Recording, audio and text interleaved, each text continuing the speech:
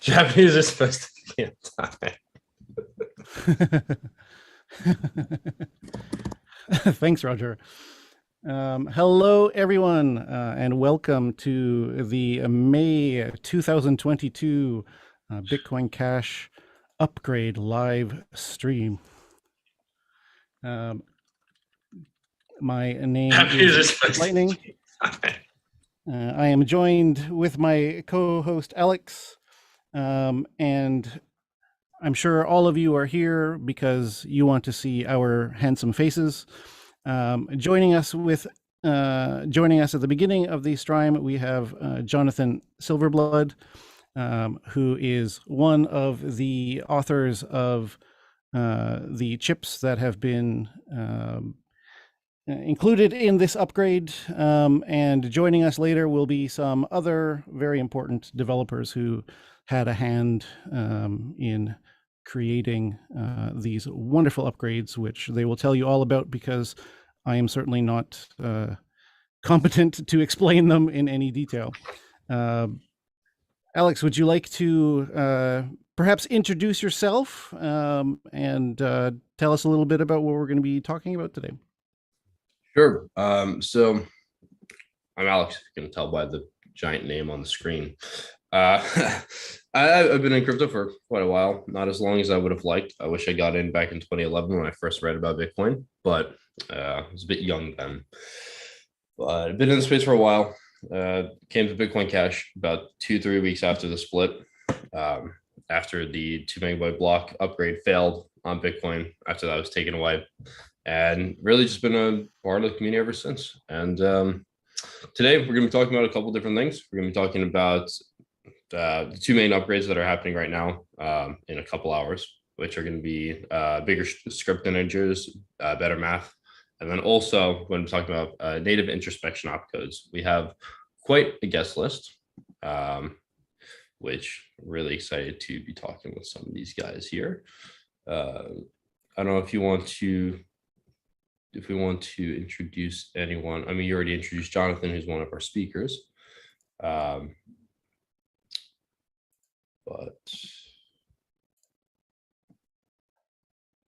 my Zoom froze. No problem. Also joining us very soon is going to be Emergent Reasons. And later on, Imaginary Username is going to be joining us.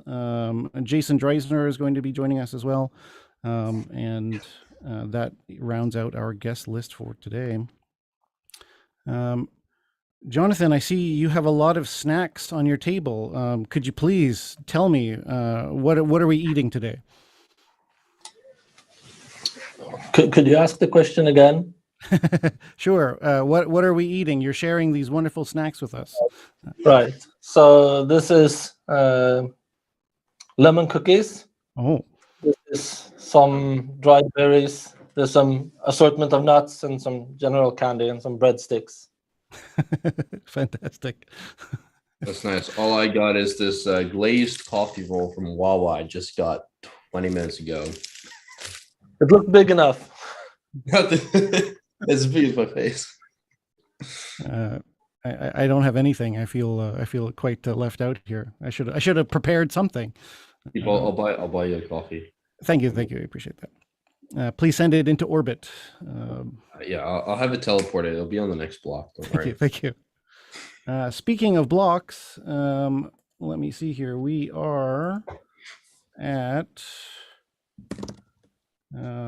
So if please, Jonathan, correct me if I'm wrong, but the upgrade will be officially in place 6 blocks after 12 UTC. Is that how this works? John is here. I think something like that. The cash.coin.dance, for example, now listed as 5 more blocks to go on their countdown timer. I'm sure John can verify he was reading the source code and making sure a little bit earlier. Could you send me the link where you were watching that? You said it was CoinDance, was it? Anyway, I'll post it in the chat for people.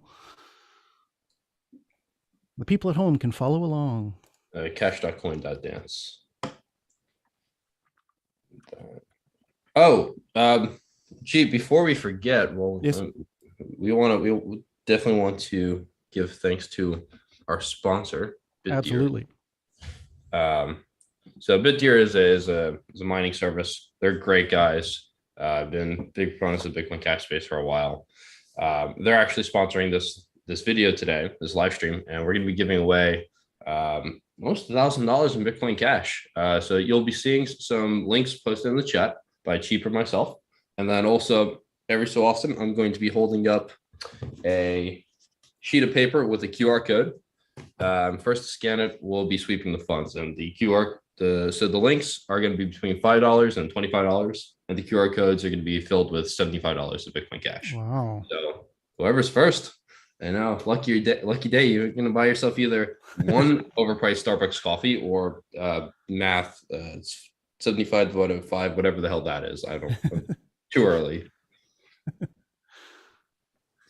All right, so we have 5 blocks, and is it 5 blocks plus 1 is how it actually works? This confuses me. I can say this. Yeah, please, yeah. Please. There's a set of rules that we probably don't want to explain exactly all the rules, but basically it looks at the last number of blocks, 11 blocks specifically, and it says as long as we have, so when a miner creates a block, they have to put a time in that block, right? And they say, okay, this is the time. And there's some rules around what it's acceptable and that kind of thing. But there is no such thing as like an absolute time. So whatever the miner puts in there, that's the time of the block. And that can be plus or minus some amount.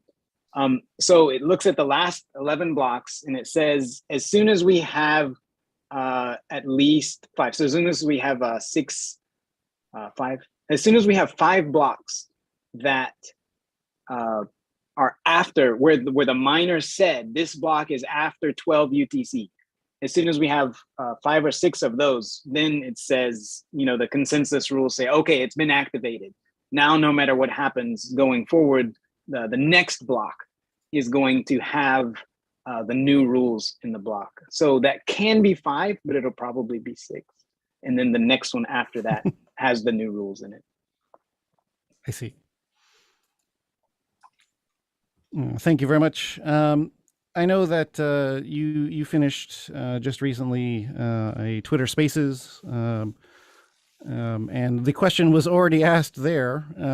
But for those of our for those of our audience who were not listening to the Twitter Spaces, I'm sure the less technically inclined would love to get some kind of explanation as to what exactly these upgrades are. Would one of you two like to explain a little bit? Maybe Jonathan, you were involved in the chips there. Could you let us know what your involvement was? Right. So yeah, in this upgrade, we're going to have 2 large things change. One is called native introspection. And what that is going to do is going to make it easier for developers to create restrictions on transactions based on who, where, when, and what, rather than some limited set we had before. For example, after this, it's going to become really easy for a developer to say funds can only be sent to this specific address, or you may send funds, but you may not send more than this number of funds each time you send. These things seems trivial and obvious to some degree, but it wasn't easy to do before, and now it's something that is very easy to do for a developer. The other half of the upgrade is switching from 32-bit numbers to 64-bit numbers, which kind of both aligns it with where we are with modern computers today, and also makes the numbers large enough to be used in regular finance use cases, where previously the numbers were so small that some things just weren't feasible to do. And also, we're going to re-enable the multiplication opcode so that a developer who wants to make an application doesn't have to figure out how to do multiplication by other means.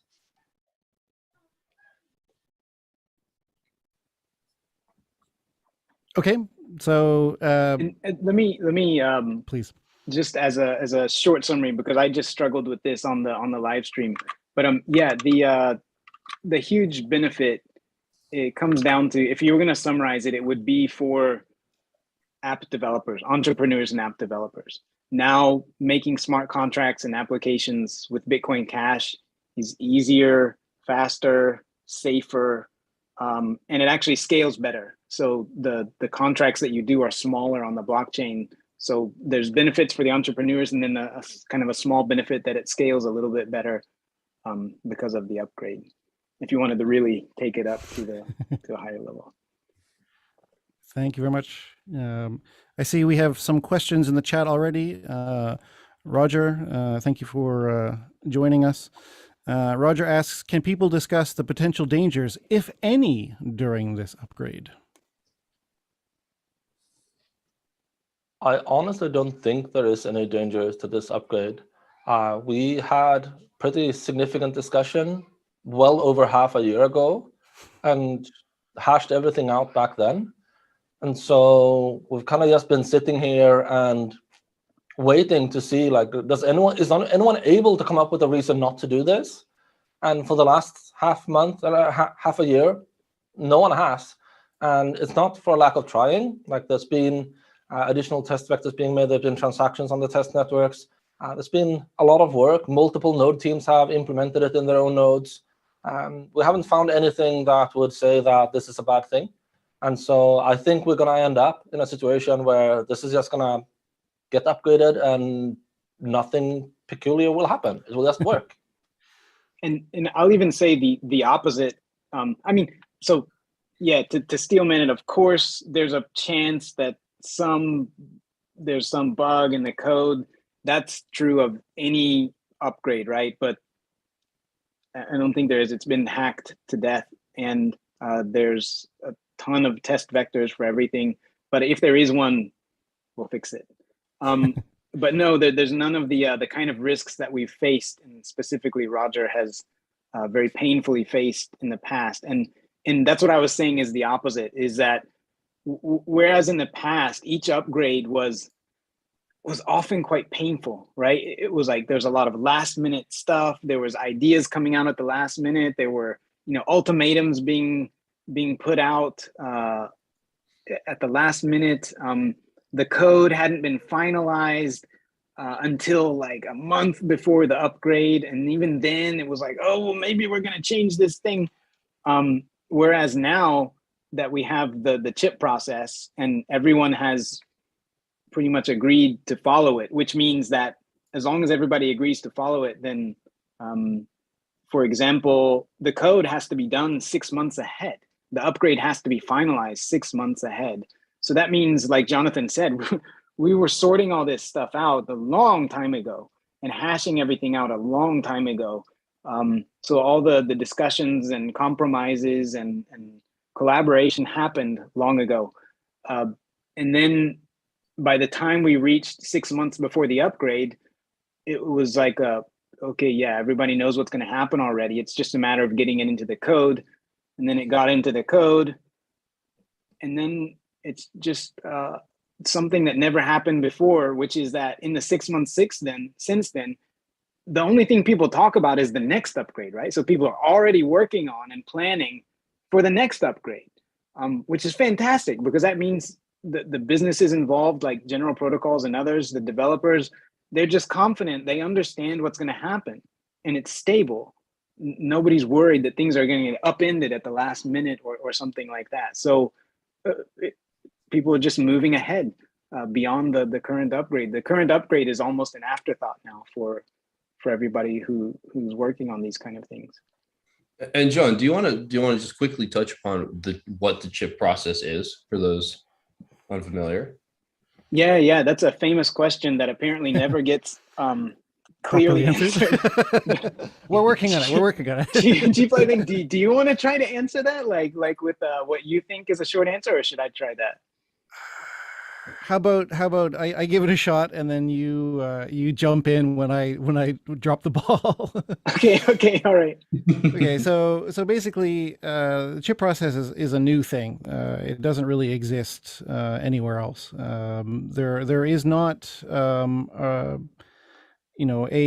person standing on the top of the hill who says, yes, this is what we are doing. It is a system in which somebody makes a proposal. Somebody has an idea and they think it's going to be amazing for Bitcoin Cash.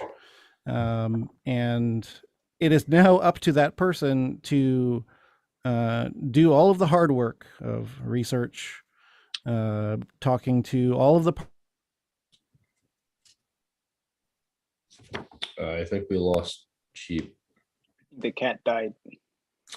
Well, he has 8 more lives. Oh, yeah, right. Parties involved, try the again. stakeholders, figure the ways we lost you for that about it's going to 10 affect the network. seconds. Okay, You're yeah. down to 8th life now. Sorry. Sorry, I seem to be having a connection problem. John, please go ahead. Okay, all right. Yeah, so like you said, the chip process is a voluntary agreement.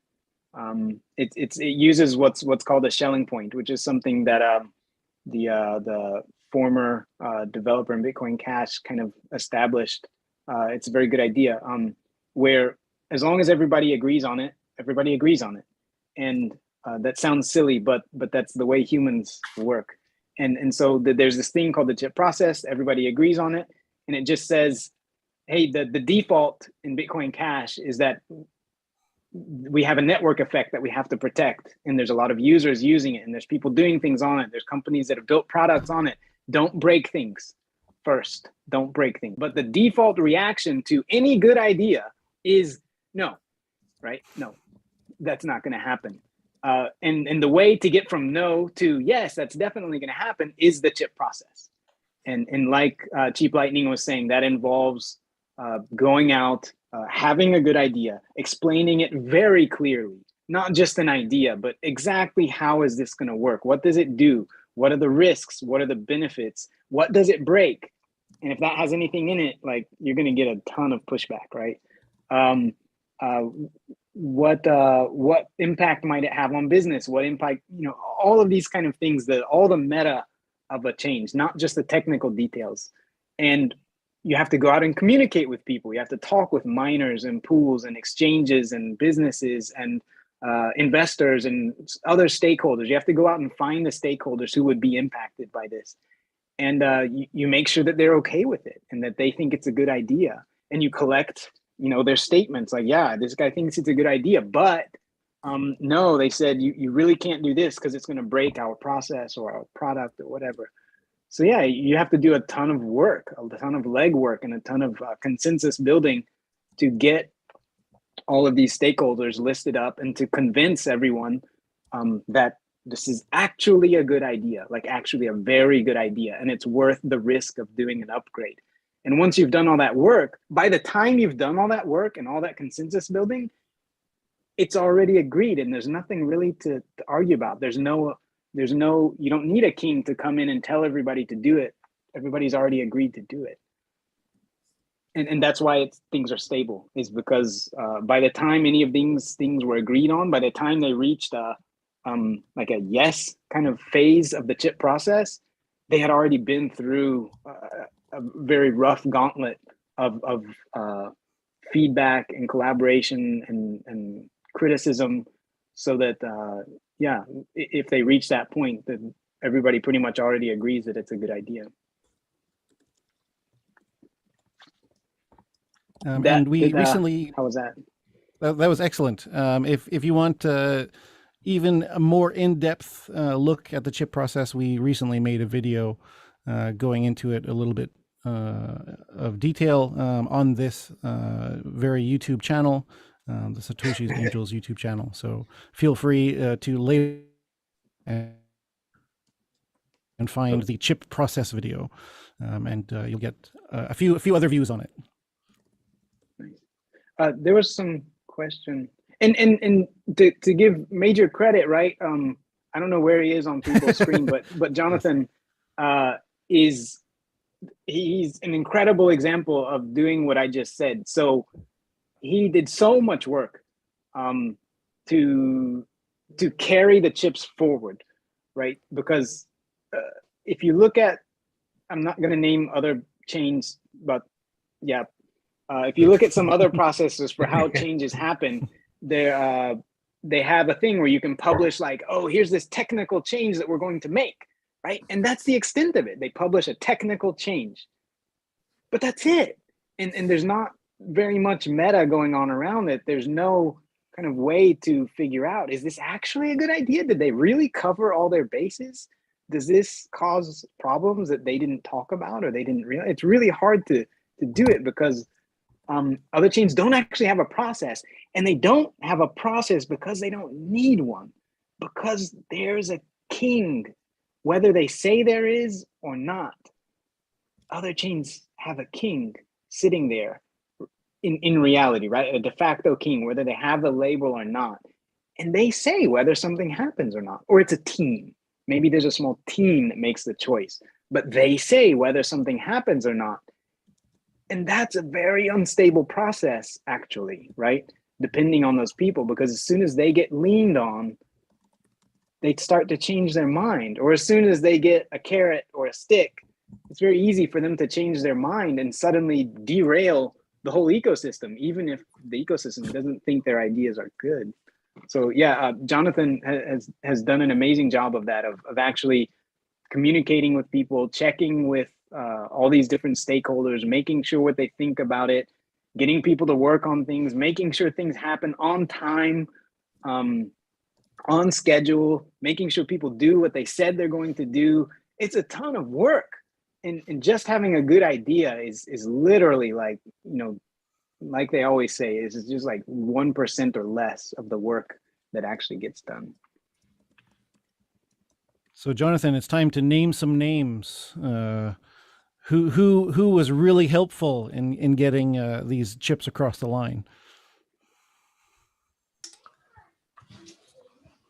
Wow. Well, I'll just start chronologically. Sure. Like for introspection, the people who came up with the actual thing in the first place and then built some testing implementations. Some of them are no longer working on Bitcoin Cash, but I think they deserve some recognition either way. Like Tobias Rust did a bunch of work there. And Mark Lundeberg has been helpful in a lot of the discussions and research for the math side of things. And Jason, who's coming later, has also done a significant amount of actually specifying the details of the introspection side. There's been a lot of stakeholders and developers in the ecosystem who has taken their time to do review, provide feedback, and we have updated based on such feedback in multiple rounds. And they're just too numerous to mention. But let's just say that if you look at the actual chip documents, you might find 10 something statements on there. But that's only the people who are willing to put their name and reputation and provide an actual statement. And in reality, it's probably more like 10 times that number of stakeholders who have been talked with and has had something to say about it.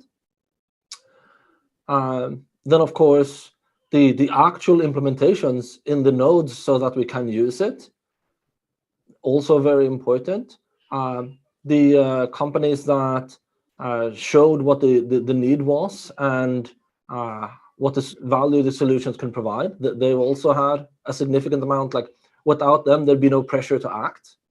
And so, yeah, the people involved, is a lot of people involved to get something like this across the finish line. Thank you very much. It sounds like, you know, like so many things, people are generally not aware of what goes on in the kitchen, so to speak. You know, you get your delicious dinner, but you don't really understand the work and effort that went into making this delicious meal or this selection of snacks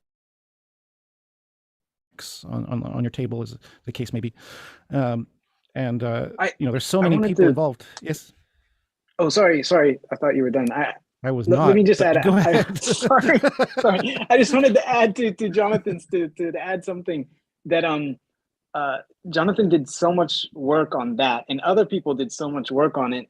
And I often hear people, right? They're like, "Oh, the devs are doing something, or the devs are upgrading, or this is an upgrade by the devs, or something like that." And that has always been a misconception, right?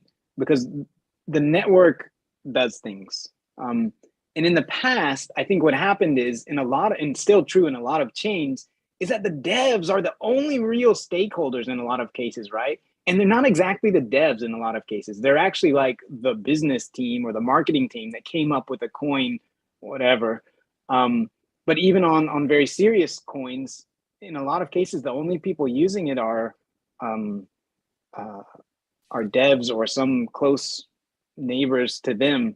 But for chains that are actually being used a lot, like Bitcoin Cash, are being used by their people, these upgrades are by the stakeholders, not by the devs. So Jonathan didn't act as a dev. He didn't do the dev on these chips. He wasn't a developer on these things.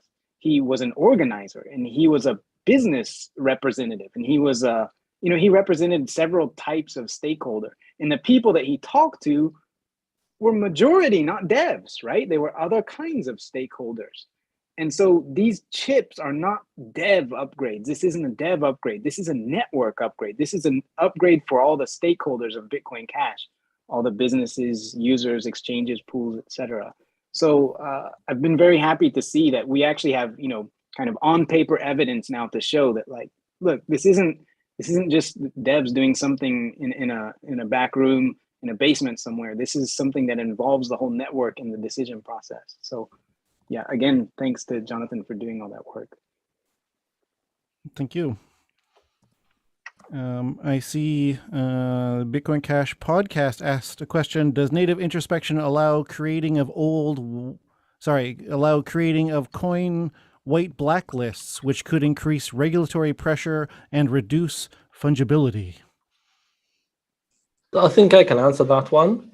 So this is a topic that's being discussed a lot in the Bitcoin BTC ecosystem right now due to the BIP 119. And the idea is that when you have the ability to lock funds so that they can only be moved under certain conditions, if you're able to set up conditions where you recursively enforce those locks, like you may only spend money on these lists, and all money on these lists, wherever you spend it, must have the same contract. And so you end up with a situation where you lock coins into a certain small walled garden. And in theory, you can do that. And you have been able to do that on Bitcoin Cash since the check data sig upgrade quite some time ago. Now, why you would want to do that is an entirely different thing. And I don't think regulatory pressure is going to be significant with regards to this. I think the argument is kind of bad, actually. So yeah, to answer the question, technically, yes, but we already can do that today. And this upgrade does not make any significant difference to it. Thank you very much. John, do you have anything to add there?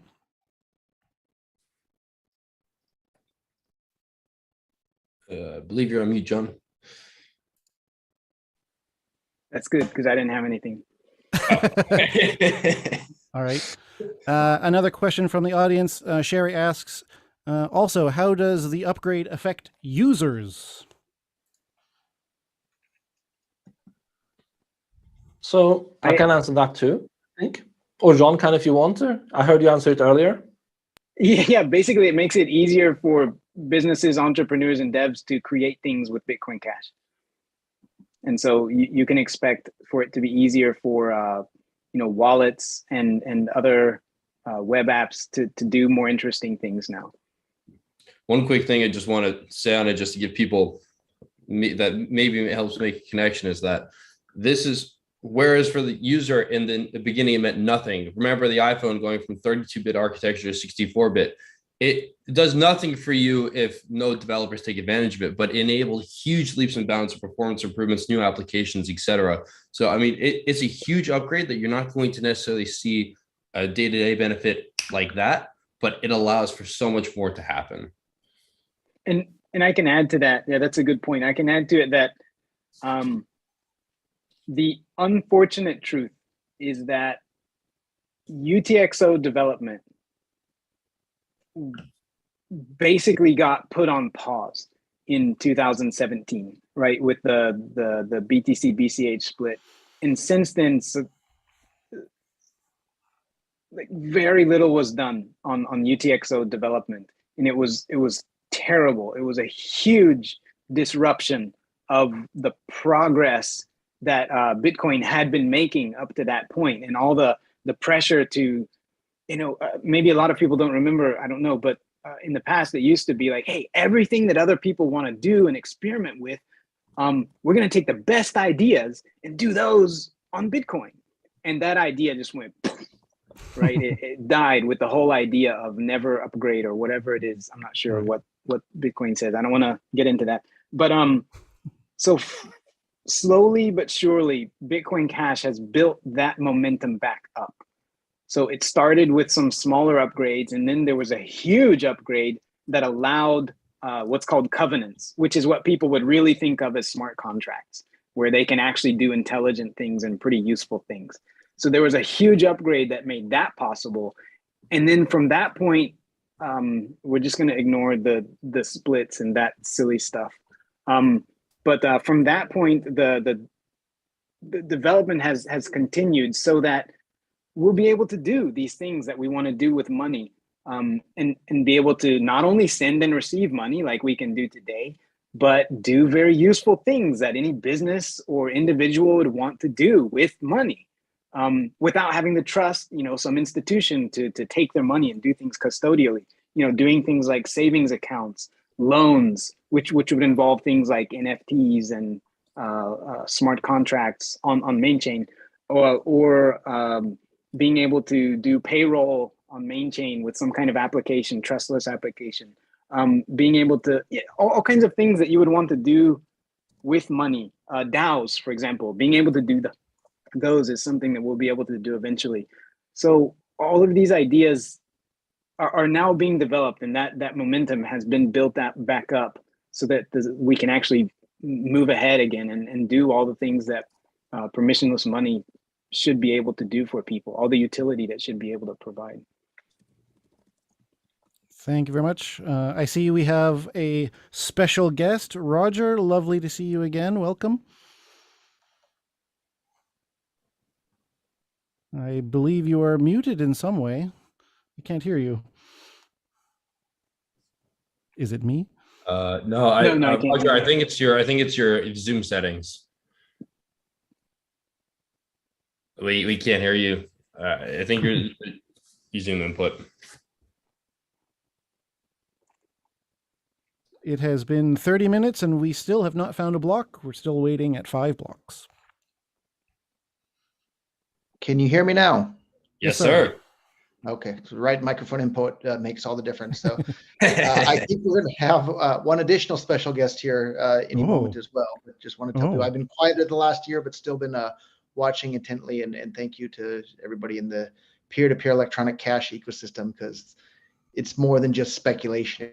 Really building the financial system that the entire world can use permissionlessly without needing permission, and not just playing games with pump and dump schemes like lots of crypto seems to be. Yes, sir. And I just want to give you a quick thank you and shout out. I mean, anyone who doesn't know Roger, I mean, he's the first ever investor in crypto-related businesses. He's probably the number one reason that crypto is so pronounced today, with the amount that he promoted it just on the ground from day one of his involvement. So, Roger, just thank you for promoting peer-to-peer cash for everyone. It's been a fun journey. My pleasure. That's his ups and downs. Something I'd like to Last point week's out. been a little more down. So. I recently was a little bit inspired to watch videos from pre-fork time. And Roger's message has not changed. The speech that he gave back then is exactly the same as it is now. And that's some consistency that you have to respect. So thank you very much. Yeah, that's why I'm still a fan of Bitcoin Cash. I think even Great. though it's number 20-ish in the market cap, I think it's still in the pole position, or at least certainly in the very first tier of currencies they're likely to become peer-to-peer cash for the entire world. Like, we have a really good shot at it, because if the whole world starts using US dollar-based stable coins, that'll be probably the biggest disappointment that could have happened to cryptocurrencies. But if you look at like the actual cryptocurrencies in the top, set there, that are actual cryptocurrencies, like Bitcoin Cash has the best user experience. Like, it's just absolutely amazing. Has massive user adoption. It's on every exchange. It just has a bunch of BTC maximalist haters because they think that they're going to get rich by just holding BTC and not actually making it useful for anything. And I was thinking about it, like, Lightning Network is just now somewhat starting to be usable if you're using a custodian for it, right? So if you're using a custodian, you might as well just use PayPal. Here we are, like 7 years after like the scaling war really like heated up. So they literally delayed the adoption of worldwide peer-to-peer electronic cash by at least 7 years. And it's likely a lot more than that.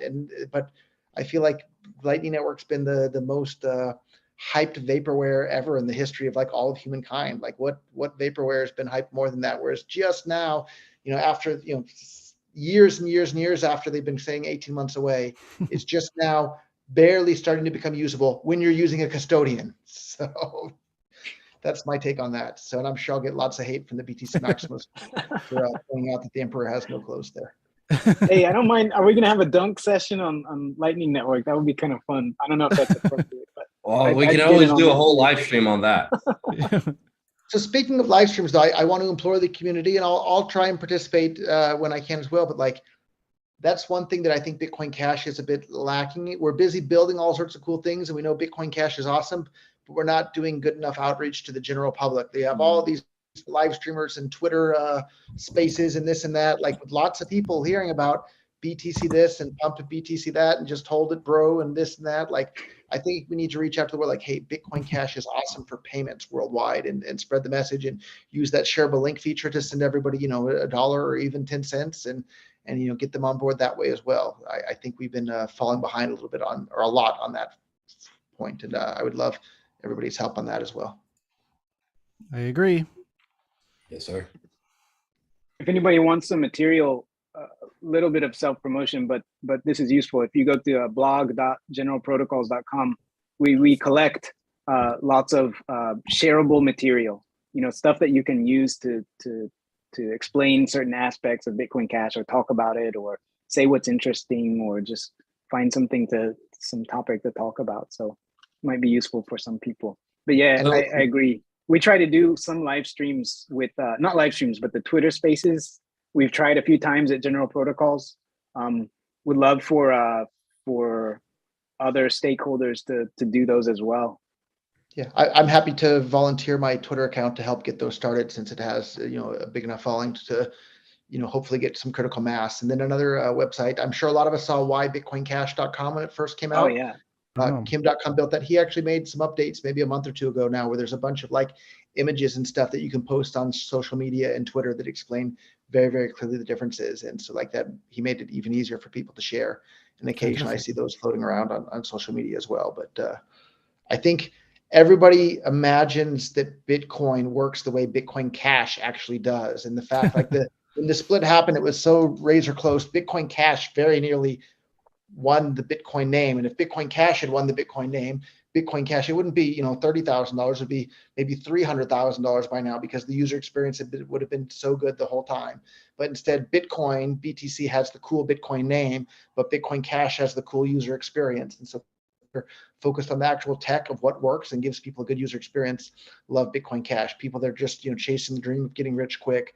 They're busy out there promoting, BTC or Safe Moon or whatever the pump coin of the day is. So it's very painful, right? To see, I think a lot of people who are well-meaning and they believe in, freedom, and they want to have, separation of money and state, all those kind of things. They have a lot of good intentions, and it's just like please, like actually use custodian lightning wallet's not going to get you there. No.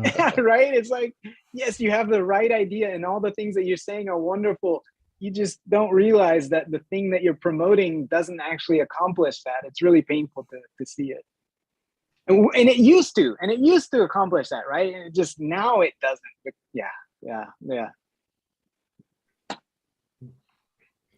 I see another question in the chat from Aaron. What is PMV3, and will it also mean that the address formats will change? Anybody could probably answer that, but I think Jason is going to be joining us later, and he's probably the best person to comment on that. So maybe we'll save that for him.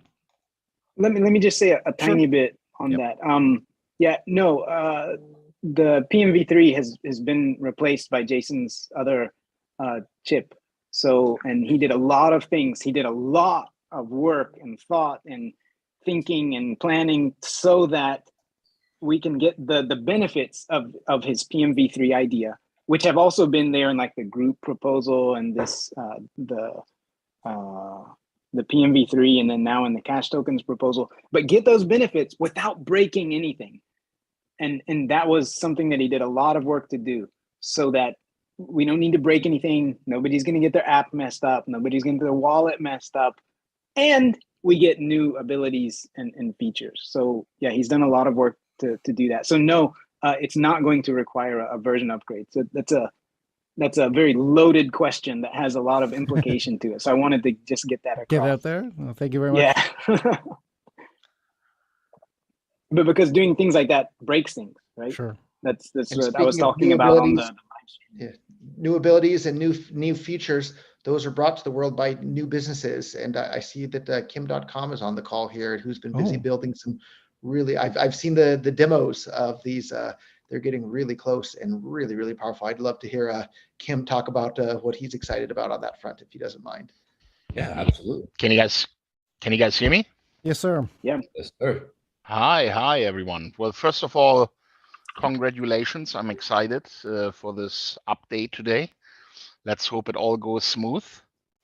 And yeah, like Roger said, we've been working on a couple of things to make sure that we bring some traffic to Bitcoin Cash and, significantly increase the demand for it and the transaction volume. And one of them is called Cash Rain, where everyone can create a community and can do giveaways to that community, and community members as well can do giveaways. And it's all around Bitcoin Cash, and you can use Cash Rain to promote tweets, to promote Instagram postings, social media postings. It's just going to give, for example, live streamers an opportunity to do giveaways instantly. It's all on chain. There's no intermediary. So if a streamer says, I'm going to give away, $10,000 right now for everyone who's signed up to my community, then he pushes the button and it goes out to everyone, up to, several thousand people instantly getting paid at the same time. So that's not going to drive some demand for BCH, and I don't know what will. I know what That's else fantastic. will as well. I don't know if you want to talk about your other interesting project. But, he has another good one. Yeah. As well. So the other day I showed Roger what I've been working on even longer, and that's File Shop. And File Shop is a really cool way where you basically upload a file into an encrypted folder, and then you can, through a smart contract, create shareholders for that file. So let's say you are a software developer and you want to sell your software, then you can put yourself and everyone else who co-developed the software with you in as shareholders by just posting your wallet ID. And then you can also allocate a promoter amount. So you can say 10% or 20% go to people who go out there and actively try and sell the software for me. So, they instantly get paid when any transaction occurs. So all the shareholders get paid, the promoter gets paid, the File Shop itself is in a really nice, neat format. So if you find a link, to a file shop. You get like a preview what's in it, and then a price point. You pay for it using BCH, and then all these parties that are involved, the shareholders, the promoters, they all get paid instantly, and it's also totally on chain. So beautiful. I think you guys are going to like it. I like it already.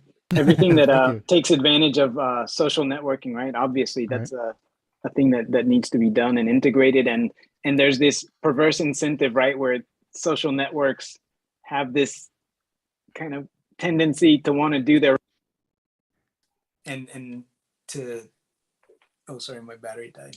They want to build their own coin or their own network, and they don't realize that, right? They start something and they think they're going to use their own coin, and then they realize, oh, I have no network effect. I can't actually do anything with this coin. So I would love to see Bitcoin Cash getting applied across social networks. Yeah, what I love most about this is that it's just going to be viral. Once people realize how easy it is to use FileShop, and they have made a transaction themselves, they will want to use it, to put content out there. Just imagine for a moment, right? You're Justin Bieber, you have a new single, you want to put that out on your Twitter or your Instagram, and you create this FileShop on the website that we've created, and then you put in all your fellow artists that collaborated with you on the song. You say, look, I want to be generous. I'm going to give my promoters 30%. And anyone who gets this first file shop that Bieber is posting on his social media, they can set their own promoter wallet, right? So anyone who gets this file can set their own promoter wallet. It doesn't require any interaction with the content creator. And then boom, this thing is out there. People can put it all over social media, put it all over the web. And it's a really easy way for people who want to promote an artist or a software developer or whatever else you want to put into this file shop without interacting with them. You don't require their permission to become a promoter. Anyone can basically instantly make money from home just by promoting content on the internet.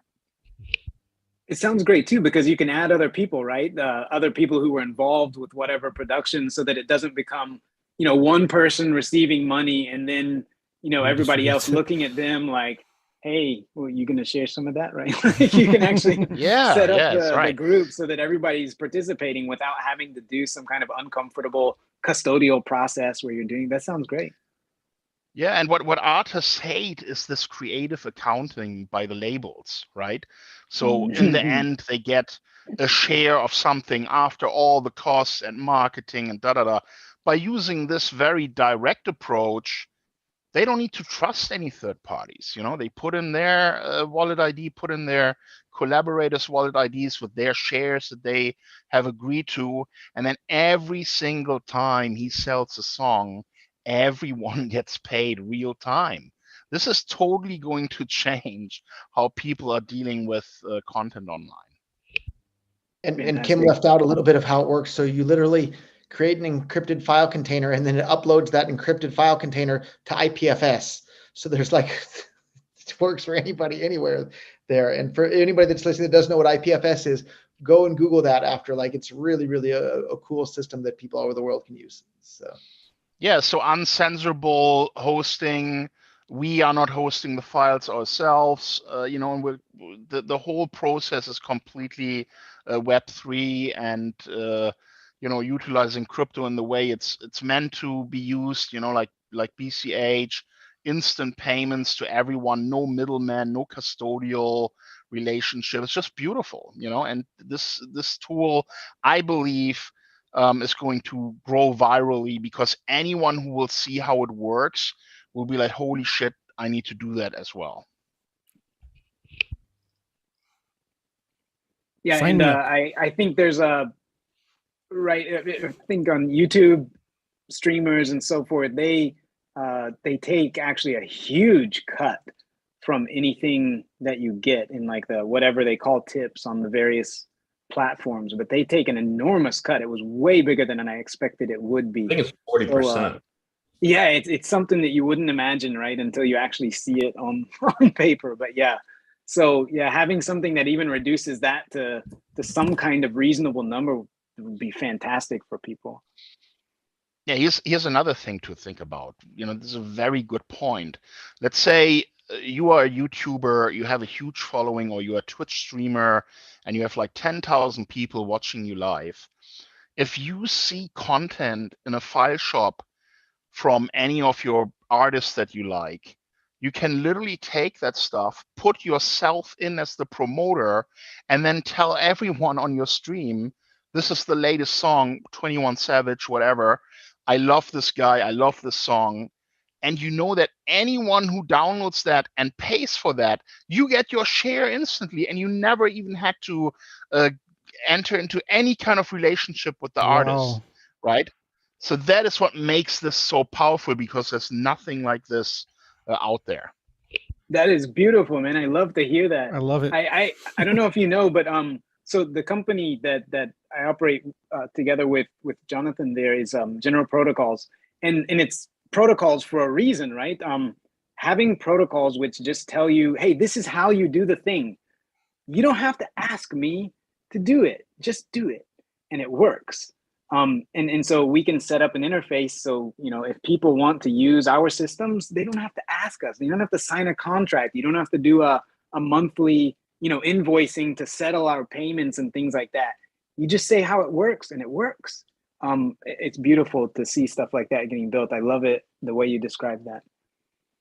Yeah, no, it will be very exciting. And I think BCH, needs to get some more utilization, and this is the way to do it. And we will launch it for exclusive use with BCH. So we're not even going to allow any other cryptos to be utilized for this, because we really want to push BCH. That's what we believe in.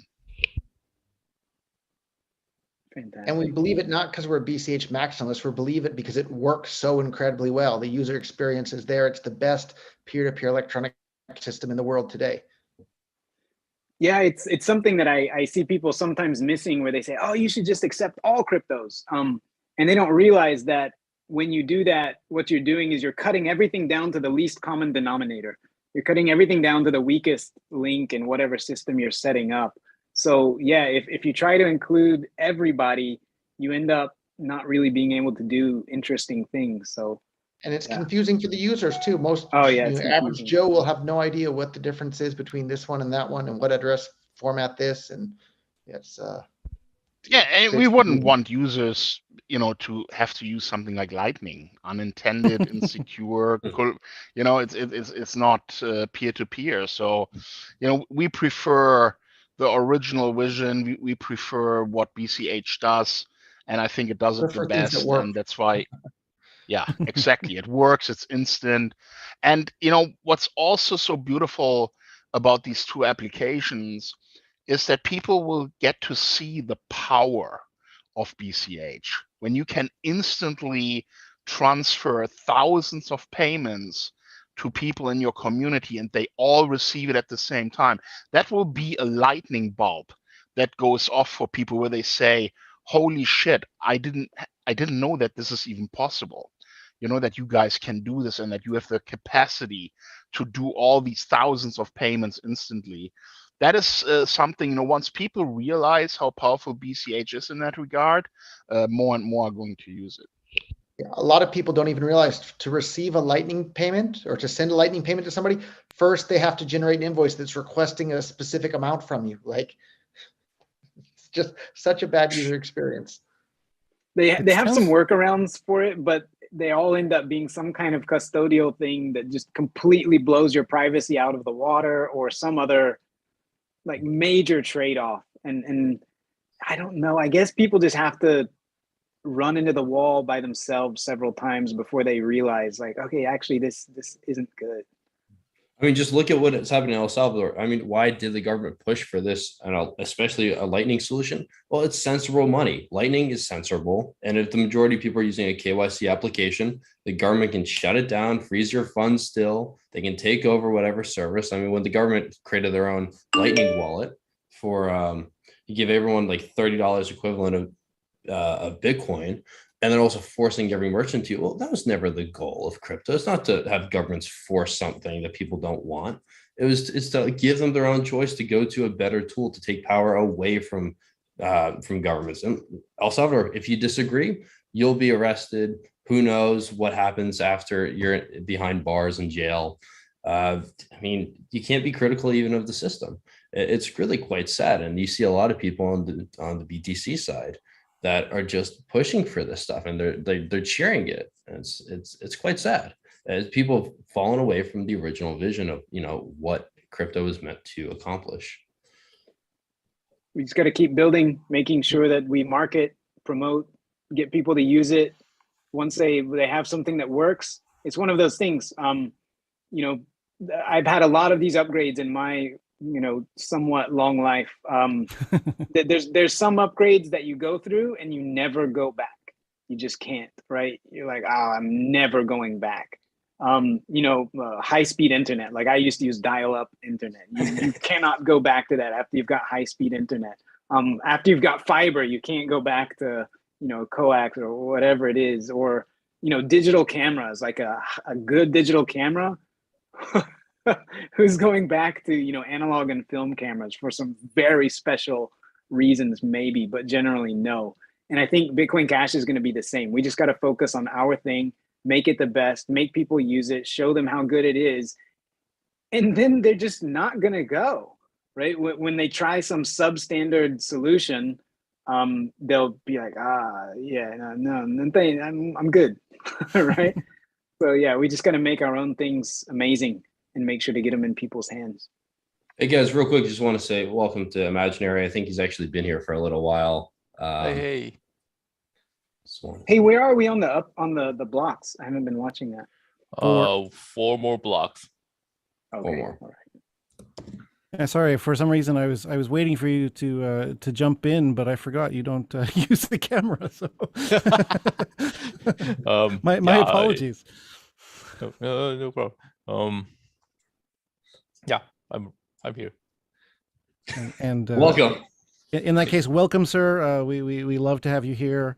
How's everything in the BCHN war room? Over at the monastery. The monastery. It was boring. It was boring. We mostly just did small talk and chit chat and curse at the fact that the blocks are coming in slow, and not much else. Not much else. Things have been going okay. We were also watching the Electron Cash service for compliance because it's decentralized. We can't possibly notify everyone, and we got a surprisingly high level of readiness. We only noticed one node that was falling behind, and Calvin actually happened to know that guy. But otherwise, yeah. The pool seemed upgraded, and so we don't have much to worry about, and was just hanging out there and watching things. Awesome. That's the way it should be. Yes, uneventful is the best. Yeah, and I want to thanks to all the devs that make these events uneventful, and so it's the developers that build the platform and the protocols that all the business people can then build their businesses around. So thank you guys all for that. And with that, I have to drop off the call here, but thank you guys all so much. And maybe I messaged Cheap Lightning about it. Maybe we'll get a special message from Sonny in St. Kitts. That guy is like, I love that. People used to call me Bitcoin Jesus. Sonny is the real Bitcoin Cash Jesus. That guy, absolutely amazing. Anywhere and everywhere he goes, he's setting up people with wallets and bringing them on board and this and that. So, and he said, I think he just woke up, but he'll be ready to join in a couple of minutes here. And you guys will be in for a real treat with that guy. He runs the liquor distribution business in the Caribbean. So if you're selling liquor to everybody, you know everybody. So he really has done an amazing job of marketing Bitcoin Cash throughout the Caribbean. So I'll let him tell you guys about that. And I'm going to drop off, though. Thank you guys so much. Thank you. Thank Take care, Roger. Yeah, guys, I'm also going to Thank bed. It's 1 a.m. over here. So very nice to catch up with you and see you again. And good luck with this update. Thank you for Thanks dropping for by. sharing all those product ideas. That was Yeah. amazing. Take care. Going to Yeah, disrupt you will marketing. be able to gonna use it disrupt soon. advertising. I hope Please, you will please. enjoy it. All right, bye-bye. Bye.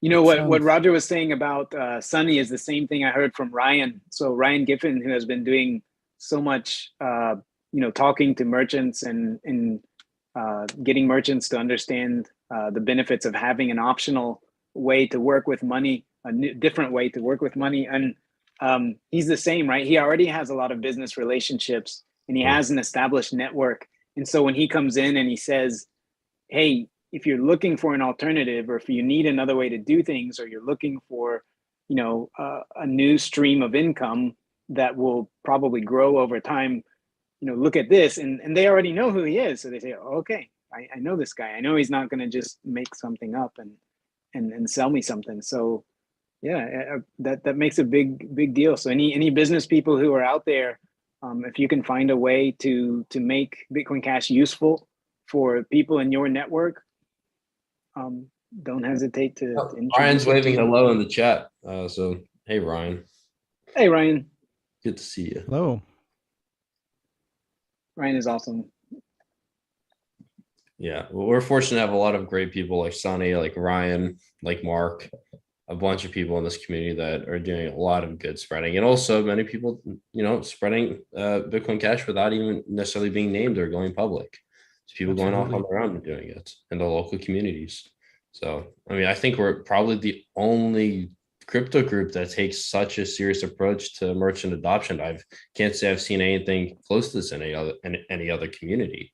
But it's because we have the tools that make this happen, and that's thanks to our development team, thanks to the miners for supporting it, and also thanks to the community as well for actually funding our great team of developers, or many teams of developers. Flipstart is an amazing tool. I mean, I don't want to go talking about that now, but maybe we can on that later. It's really cool, right? This idea that it's not just devs, it's not just one group that has control or does things, because what that actually ends up meaning is that the ecosystem's muscles get exercised in a lot of different ways, right? There's a lot of people acting because it's decentralized, just by the nature of it, right? If all these stakeholders weren't acting, Bitcoin Cash would just die. Whereas with other ecosystems where they have a very de facto or officially centralized thing, like this is the official website, we control it, there's a company or there's a dev team or whatever that's actually in control of things, the rest of the ecosystem loses its muscle mass, right? It doesn't exercise, it doesn't have to do anything. They just totally lean on those guys are going to sort it out because they're the ones making money from the initial sale or whatever, the token, whatever they do, and everybody just leans on them. They're going to do the thing. Whereas the Bitcoin Cash ecosystem is that doesn't exist, right? So it happens because people make it happen, and everybody is actually a stakeholder. I think it's really unique. Hello, Sunny. This is our first time speaking. You are in a beautiful location. Welcome to the chat. Thank you. Hello, everybody. Where are you now? It looks gorgeous. Yeah, I'm in Bombay, India. Just Wow. arrived here day before yesterday. Yeah. We have seen you all over the place. You've been onboarding all kinds of merchants and everybody under the sun. You are a machine. Please tell us what have you been working on recently? Okay, I've been doing the same, basically onboarding various kind of businesses, not just limited to, because I think a lot of people feel that onboarding a Bitcoin Cash merchant is somehow, they only speak about restaurant and bars, but it's actually beyond that. We have to think beyond it. So we have factories, we have small businesses, we have everybody like doctors, clinic for COVID tests, hotels, big hotels. Initially, the first 5, I think it's very difficult. You find it that if they say no, people like to give up very fast on it. But when you get the hold of it, when you get the feel of it, life becomes so easy because you get the confidence in you. And after the first 10, it just goes on. Thank you. Please teach so because us. I met a lot of people in India, and I try to tell them this is how you onboard. They go to a couple of places and they get a no and then they give up. But that's not how it is. Actually, it's a lot easier than it is. People are more interested to do it than I am actually to explain it to them. Nice. I saw some people getting skeptical of some of the onboarding and saying like, show me the receipts. And then the next bunch of videos from Sunny had a little receipt in the corner of the video. Like that proof of even the videos like going into the McDonald's and spending Bitcoin Cash right there. I mean, he put George Connolly in place. He was like, show me the proof. It didn't happen. It was like, Sunny's right there the next day, video, going to McDonald's and paying in Bitcoin Cash. That's phenomenal. And showing the receipt. Yeah, I cannot wait to head down there and to I'm going to buy my flight with Bitcoin Cash. I'm going to buy, you go to the Hilton, which accepts Bitcoin Cash now, I believe, right? Yeah. And then I'm going to live solely off Bitcoin Cash. I'll do the challenge. I'll leave my wallet at home. And I can take a credit card. I can take any cash. I'm going to see if I can survive. And bring your passport. Well, okay. Passport might be a little bit necessary. Hey, Sunny. Somebody in the chat was asking a question about regulations in recent stuff in India, and it's not only in India, right, but other places as well. Like Nigeria has done some things. Of course, China. How has that impacted you? Like actually, to be honest, it actually worked. And so forth. Yeah, it actually worked in our favor. People feel that the regulations are 30%, but people don't realize it's 30% on the profit. So if you actually accept as a restaurant, for example, or any business, $20, so you take it as Bitcoin Cash, you'd have anyways taken it as cash or a credit card. Now, if that $1,000, $20 becomes 40, then you have to pay 20%, 30% on the other 20 that you actually made the profit. I'll be more than happy to pay 30% if it becomes $1 million, to be honest, because your 20 initial remains intact. Nothing happens to that. I see. So that's how India is working. And they only have this 1% TDS, which is basically 1% on every transaction that you do. But they end up paying 3% or 2.5% or 4% to the credit card companies anyways. So that actually is not the worry.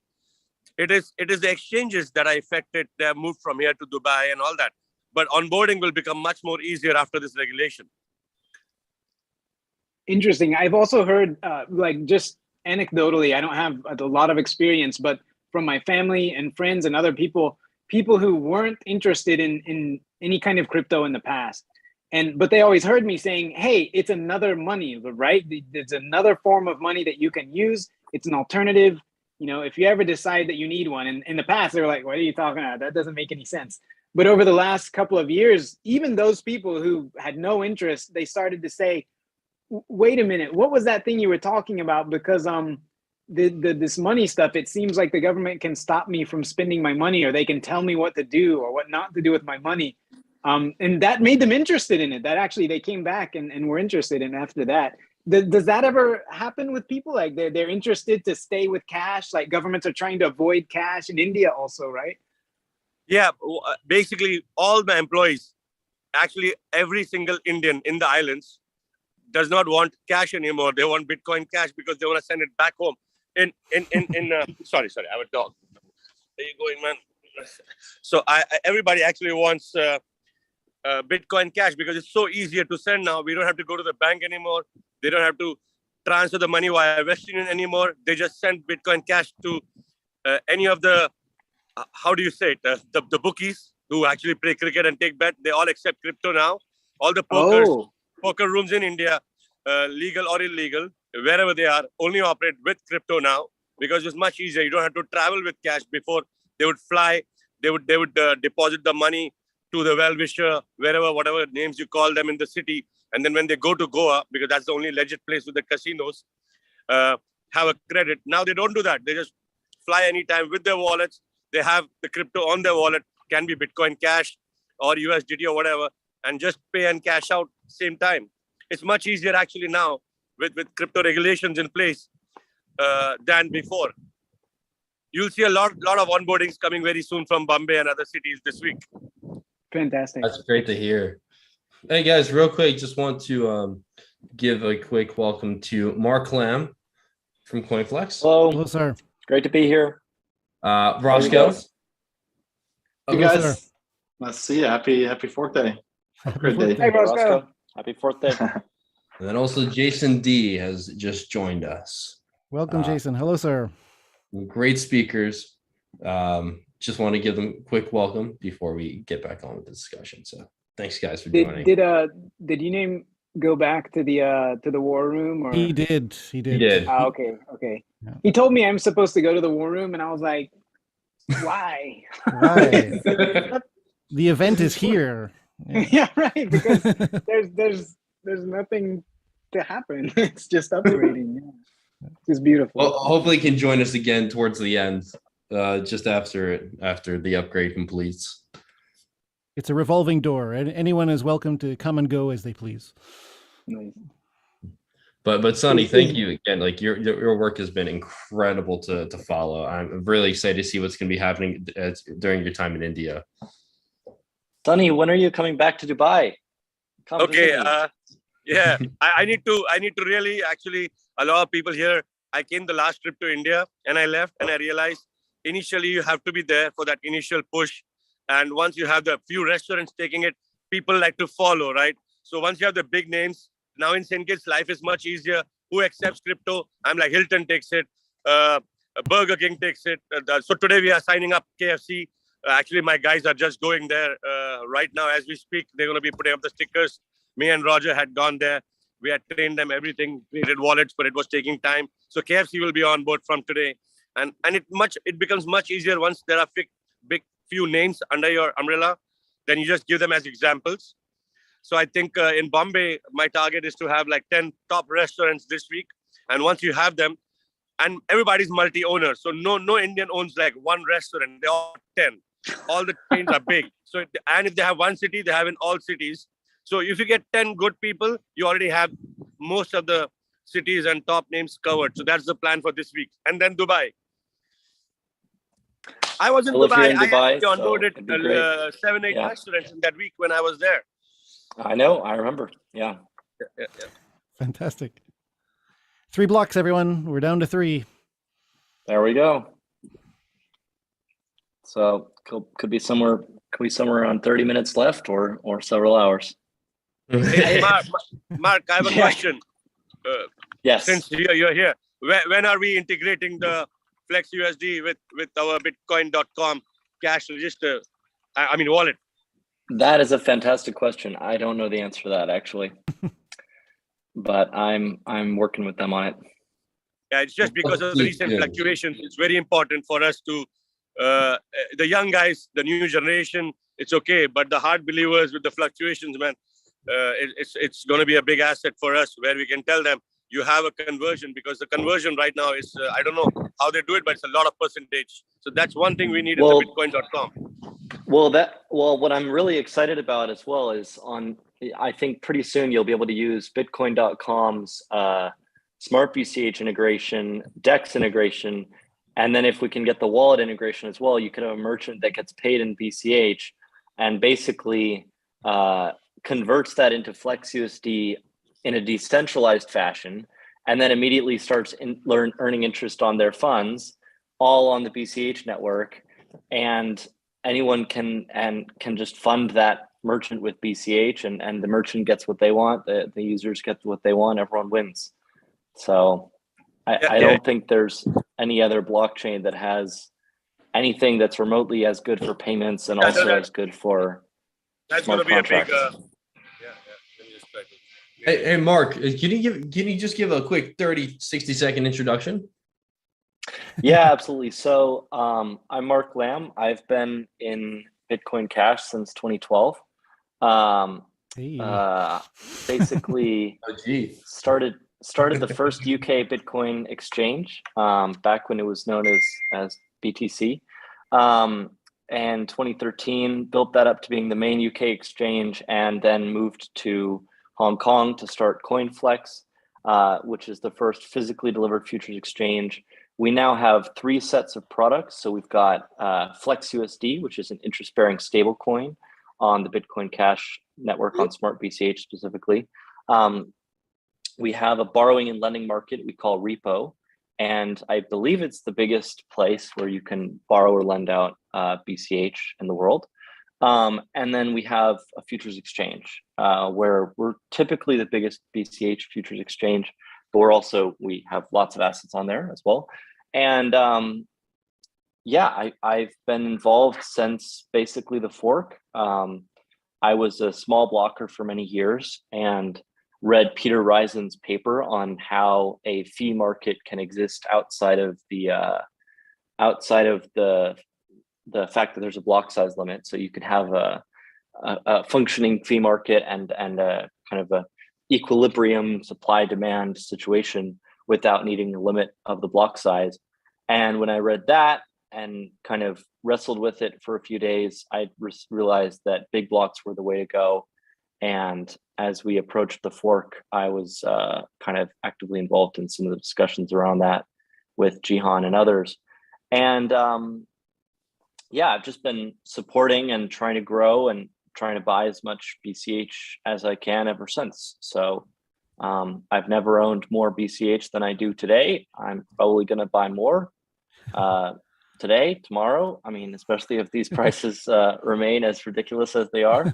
So yeah, just here for the community in whatever way I can be. And pretty typically that's as the CEO of CoinFlex and building an exchange that's hopefully going to be the biggest BCH exchange and biggest crypto exchange in the world. And then we'll have the biggest crypto exchange be a BCH friendly exchange. So that's my goal.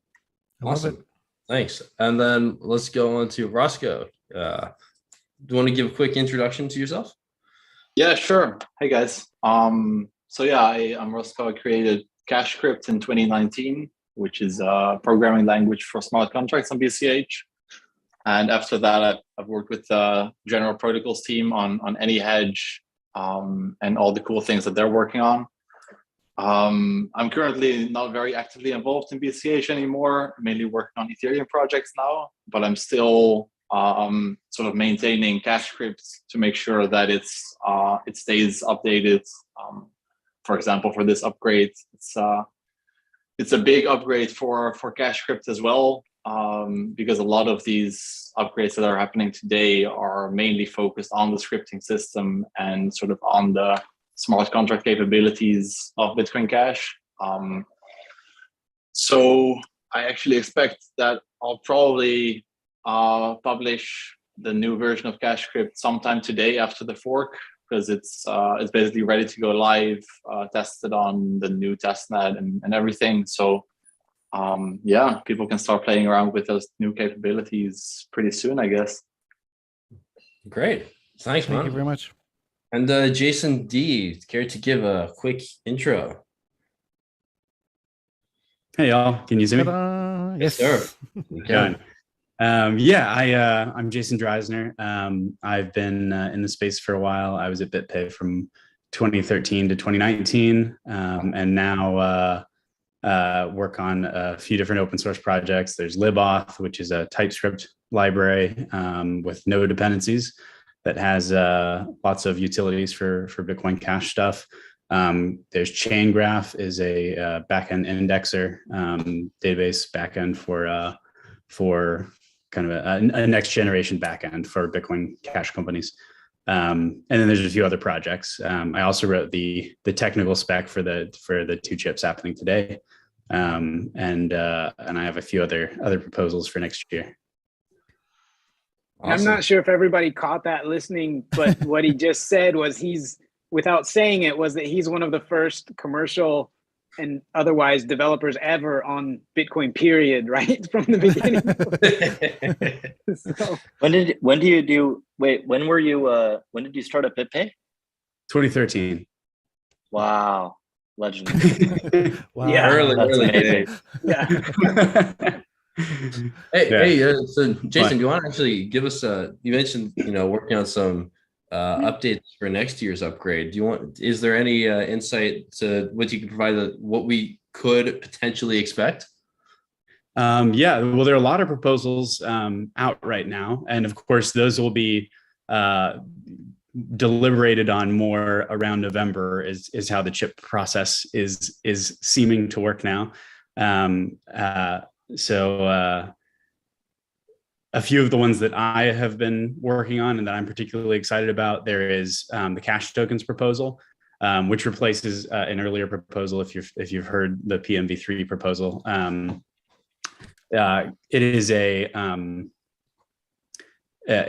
a set of two primitives that are extremely useful for contract developers that happen to look like tokens. So they for most users it will look like we're adding tokens to Bitcoin Cash, but for contract authors, it's actually significantly more useful than that, and they allow us to do some very interesting things with decentralized exchanges and prediction markets, and a lot of cool decentralized applications. So I'm very excited about that. I expect also, if you have heard of the zero confirmation escrows proposal, there's some serious work happening on that. That's actually it doesn't require a network upgrade. It already works technically, but it needs to be widely deployed for it to be more useful than normal zero confirmation transactions. And as background there, normal zero confirmation transactions are usually secure in kind of a casual use case, but the zero conf escrows proposal attempts to make that incentive secure also. So where you'll be able to accept a ZCE transaction and not check the chain at all. Or rather, not have to wait and listen for if something different happened on chain, and you can still be confident that the payment you accepted is as good as one confirmation the moment you got it. So that's quite cool. It gives us some superpowers, I would say. And then what else am I thinking? There's a few other things that are even more technical contract things. Then there's also some consensus cleanup stuff that I think we'll want to take a look at. Yeah, there's a lot of open stuff on the table. Out of curiosity, could we expect potentially to see either larger blocks or a proposal similar to? I'm not sure if you've seen the proposal for Storm. Could we expect to see anything like that, or are they in development? Do we think they're not necessarily necessary yet? Curious to hear your take on this. I don't know if I'm not personally working on either of those things. I'd say on larger blocks, of course, as far as I know, almost all of the implementations already are solidly handling significantly larger blocks, including like chain graph. The only thing that I work on that has anything to do with scaling is chain graph, and chain graph can easily handle like 2 GB blocks or something like that. But I mean, it's just like completely irrelevant how large the blocks it can handle. And I can speak a little bit to the scaling later. Yeah. Perfect. Guys, let me just take a quick moment to just mention our sponsors once again. BitDeer is sponsoring this video. They're actually the reason we're able to do such a lovely, fantastic giveaway for all you guys. Actually, down in the description below, you'll see a link to both their website and their Twitter. They're going to be providing 5 Bitcoin Cash mining trials to 5 random people that are new followers to their Twitter account. So by all means, please check them out. They're a fantastic group, and we cannot thank them enough for sponsoring. And then also want to just give a quick shout out to Satoshi's Angels. As you know, they're the ones that promote the stuff. They're the ones responsible for so many meetups around the globe, or not necessarily responsible, but they support, and they've been a great help. As well as also, I could be mispronouncing it. Cheap, if you're familiar with the pronunciation, please correct me. PETA as well. or Peter, I guess, for donating as well to Satoshi Angels to support these meetups around the globe. Perfect. Meow. I have a question, guys. Yes. Okay, what actually changed today after the upgrade for a business, normal business that accepts Bitcoin Cash? Not from the tech part, but what changed for me and what changed for a business that accepts Bitcoin Cash? A business Bitcoin Cash merchant, what changed for them? Yeah, I can answer that one, Sunny. So I was saying earlier, but the summary is that from the existing applications and existing things that people do, the end users won't really notice a difference today. But what it does is it makes it easier. This is one step along the way that's continuing to make progress of making it much easier for entrepreneurs and businesses and developers to build applications on top of Bitcoin Cash, so that we can provide more tools to businesses, savings accounts. They might use FlexUSD or they might use something else.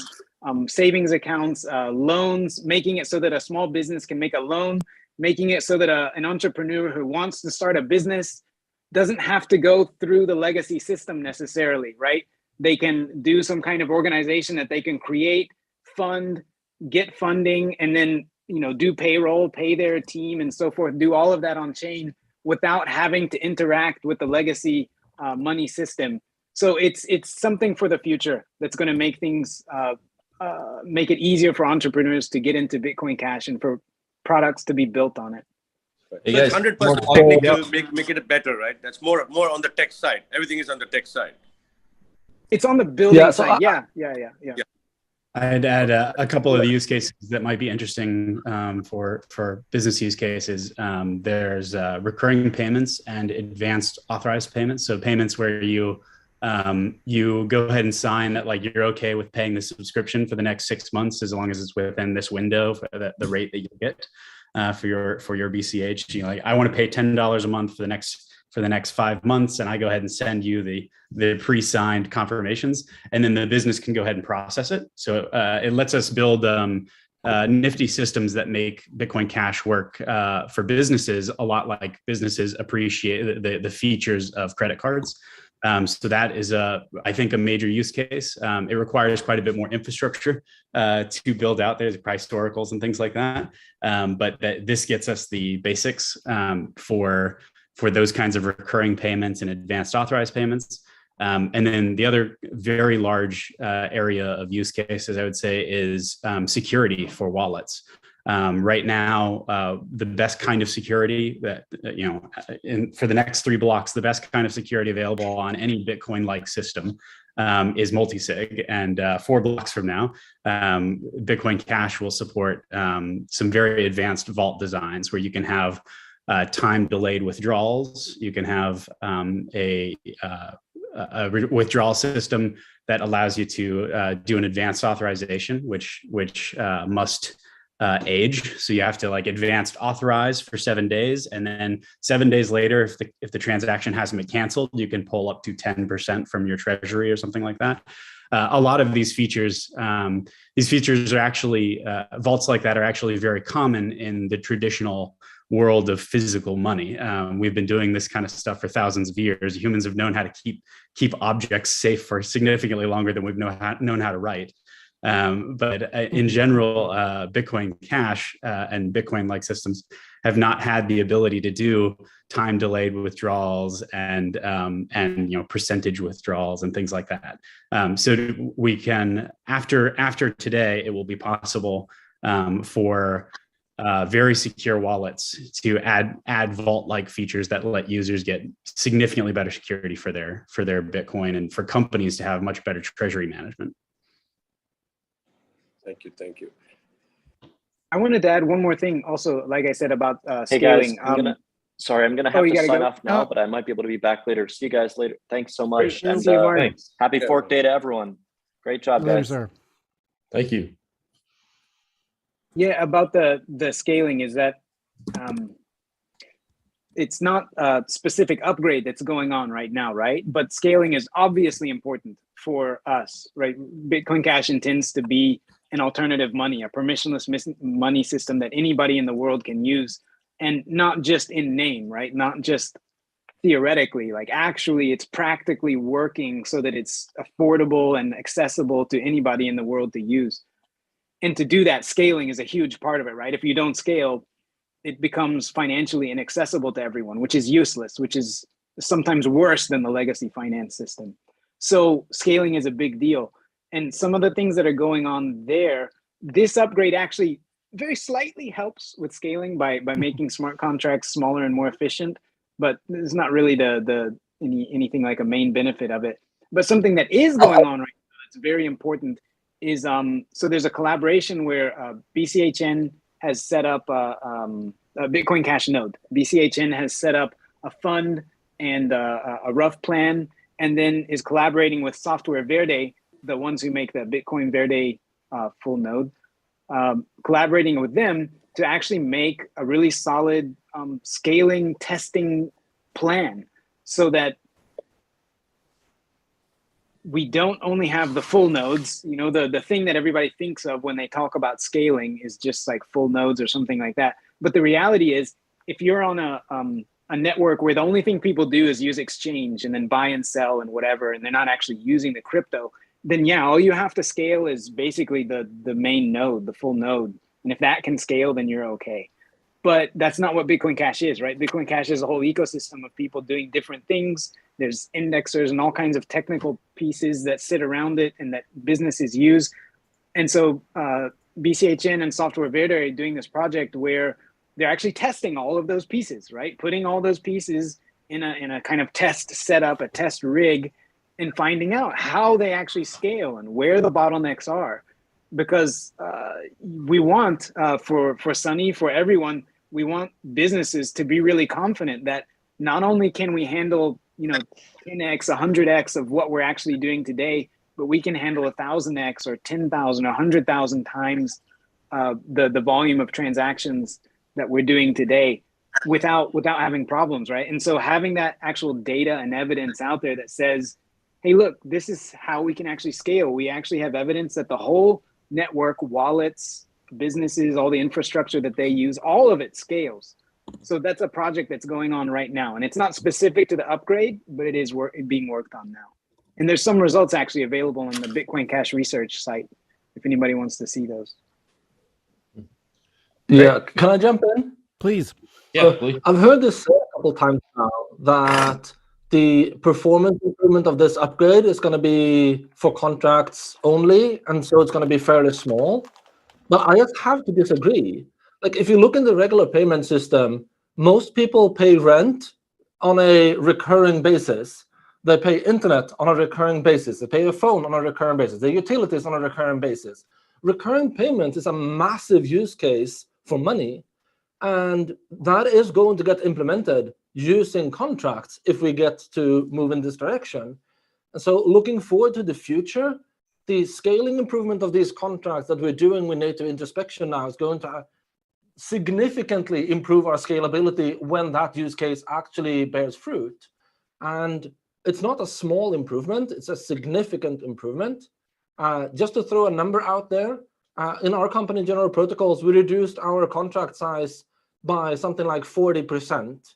And we removed, 2, 3 hashing and signature verifications, the most costly from a performance standpoint from our script altogether. It's a massive improvement in performance.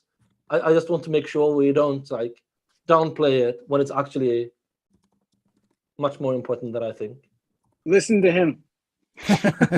He knows. Yeah, it is. It really is a big deal, especially if you project to, like you said, people actually using all these useful features and actually using smart contracts, which they will, to do advanced things and to actually have products and protocols that let you do loans and recurring payments and savings accounts and all of that stuff on chain. Those will absolutely have a huge benefit from the upgrade today. That's true. Guys, just to point out, there's only one block to go before the upgrade goes live. So Nice. Hey, I wanted to answer a question. I've seen a lot of people in the chat talking about like mempool conflict. So I was going to use that to explain something real quick. Yeah, sure. What's happening is the QR code goes up there, and everybody who scans it or clicks the link or whatever, you're basically, your wallet is making a transaction and trying to send it to the network, and everybody at the same time is sending a transaction to the network, but there's only one coin to be spent, right? And so 100 people are sending in a transaction to the network and saying, I want to spend that coin to my wallet, and only one person can get that, right? So the transaction comes into the network, and the first one, roughly speaking, that gets in is the network is like, okay, this is the one. And then all these other transactions are coming in, and the network's like, whoa, no, we can't accept all those because this coin is already spent. And when it says mempool, that's because you're trying to put something into the memory pool of the network. That's all the transactions that aren't in a block yet. And the mempool is saying, wait, there's a conflict with that transaction. And so only one person is able to get each one of those because it's actually a coin on the network that's getting spent. And on top of that, there's an interesting and kind of funny thing that's happening at the same time. The thing that I talked about before called double spend proofs.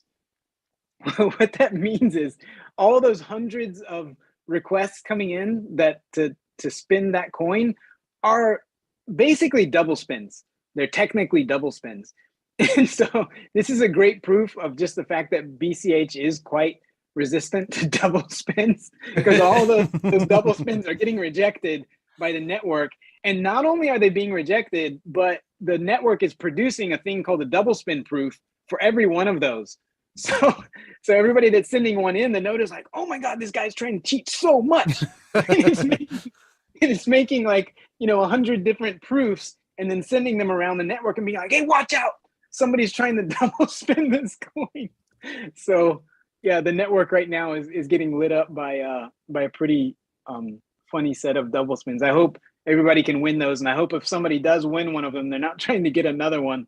But yeah, let some of us people with slow network like I have, let us win some of those too.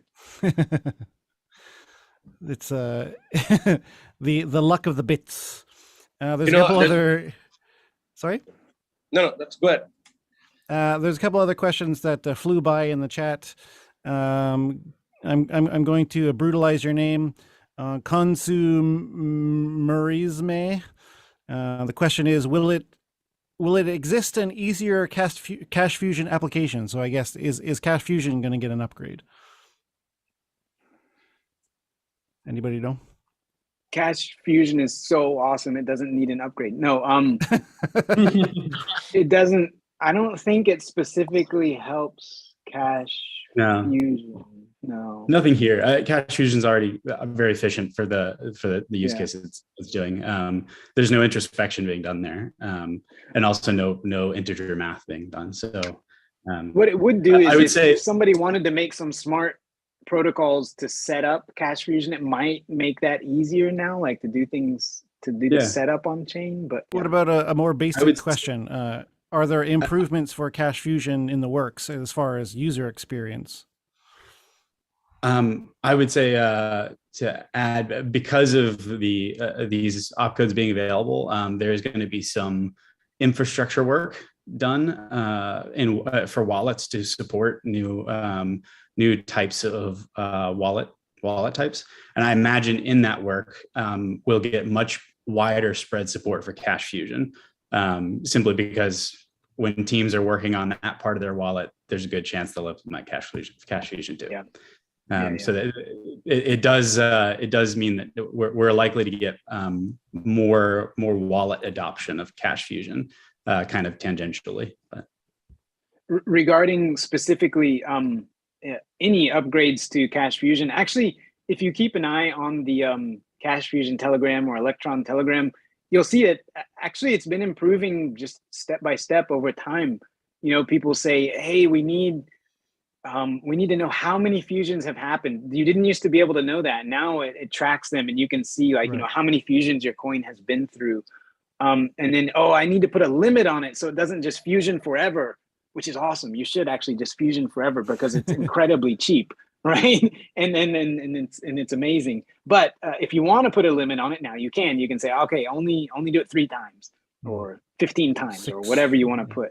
Yeah, 6. Yeah, use the magic number. Yeah. Use 6. Or what's the other things? Yeah, so there's been a lot of improvements. It has a dust ignoring thing where if it gets to a certain threshold, it's just like, okay, we're good. We don't need to deal with too much dust once everything else is already fusioned. Also bigger tiers. So recently it became possible, much easier to fuse very large amounts. So you can have wallets that are, fusing 50 BCH coins, 100 BCH coins, doing the fusion thing, and you get your inputs and your outputs, and you're all fused. Poof, it's magic. so it's fantastic, right? So you can have these huge coins that are getting fused, and everything down to very small coins can already be fused. So it's getting improved over time, just little bit by little bit. Excellent, thank you. Hopefully that answers the person's question. There was another question from Chaos Grid. How do these new smart contract scripting features compare to other cryptos? Are we getting a similar feature set like Ethereum, or is that in another league? I could probably speak to that. Yeah. So the technical spec for these I worked on for quite some time. Yes, I probably don't want to talk too much about specifics. There are a few other UTXO based chains that do have somewhat similar operations. I'd say the short answer is for a lot of applications, it is going to developers now have many of the same tools that they would have in Ethereum in order to get to the completely the same level. I would say the proposal that we mentioned earlier, the cash tokens proposal, I would say would put Bitcoin Cash's contracting system on the same, actually on the same level or better than the EVM. I would say that the superiority being where you're able to have parallelized transactions, where Ethereum transactions are serially ordered for the whole network. And that is the EVM scaling issue right now. And there are some solutions to that. But in general, the UTXO model is significantly more scaling efficient, and cash tokens gets us similar power as you would have in the Ethereum virtual machine, but without giving up the UTXO scaling benefits. So this upgrade today is huge for a lot of real world use cases, but it is not the same sort of unlimited power that you get in the Ethereum virtual machine. I would say if you are curious, though, I definitely encourage you to go take a look at the cash tokens chip, which does give us that sort of power without giving up Bitcoin Cash's scaling. Hey guys, Sheep, do you want to pre-announce a guest that we have coming on shortly? Let's wait until he's here. Yeah, fair enough. I would like to actually ask to some of you guys some questions. This one just for the group. I guess it's taking us back a little bit, but why did these chips, these two proposals that are being implemented today, beat out others that were proposed at the time?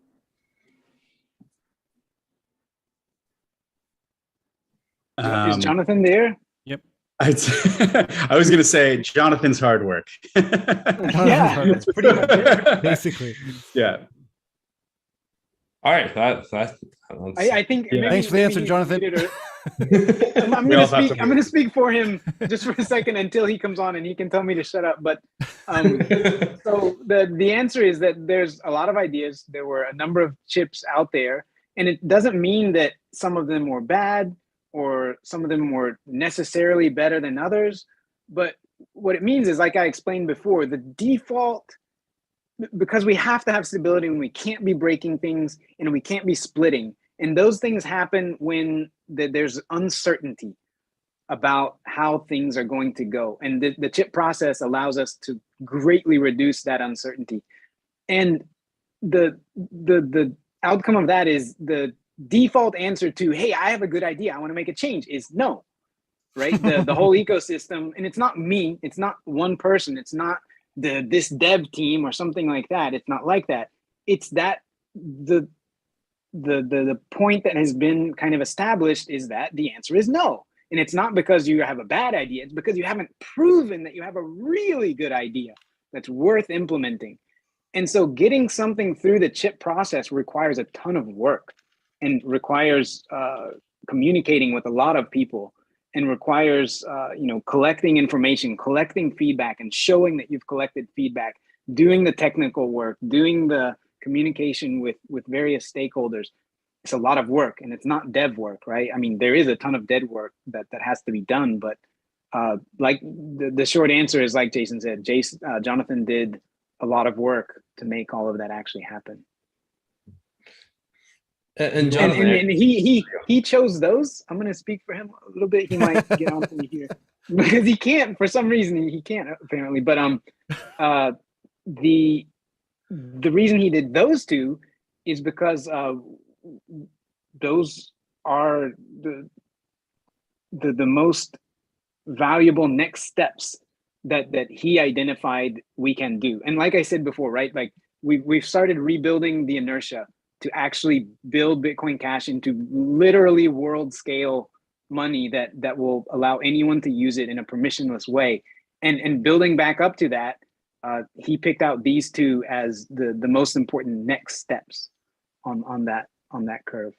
Yeah, They were definitely cream of the crop last year of the chips that were available to choose from, in November when there was lots of discussion in the ecosystem about it. And there are also chips from last year that I would say have advanced to the point where they are also on that level this year. And then there were some chips that were withdrawn in the meantime.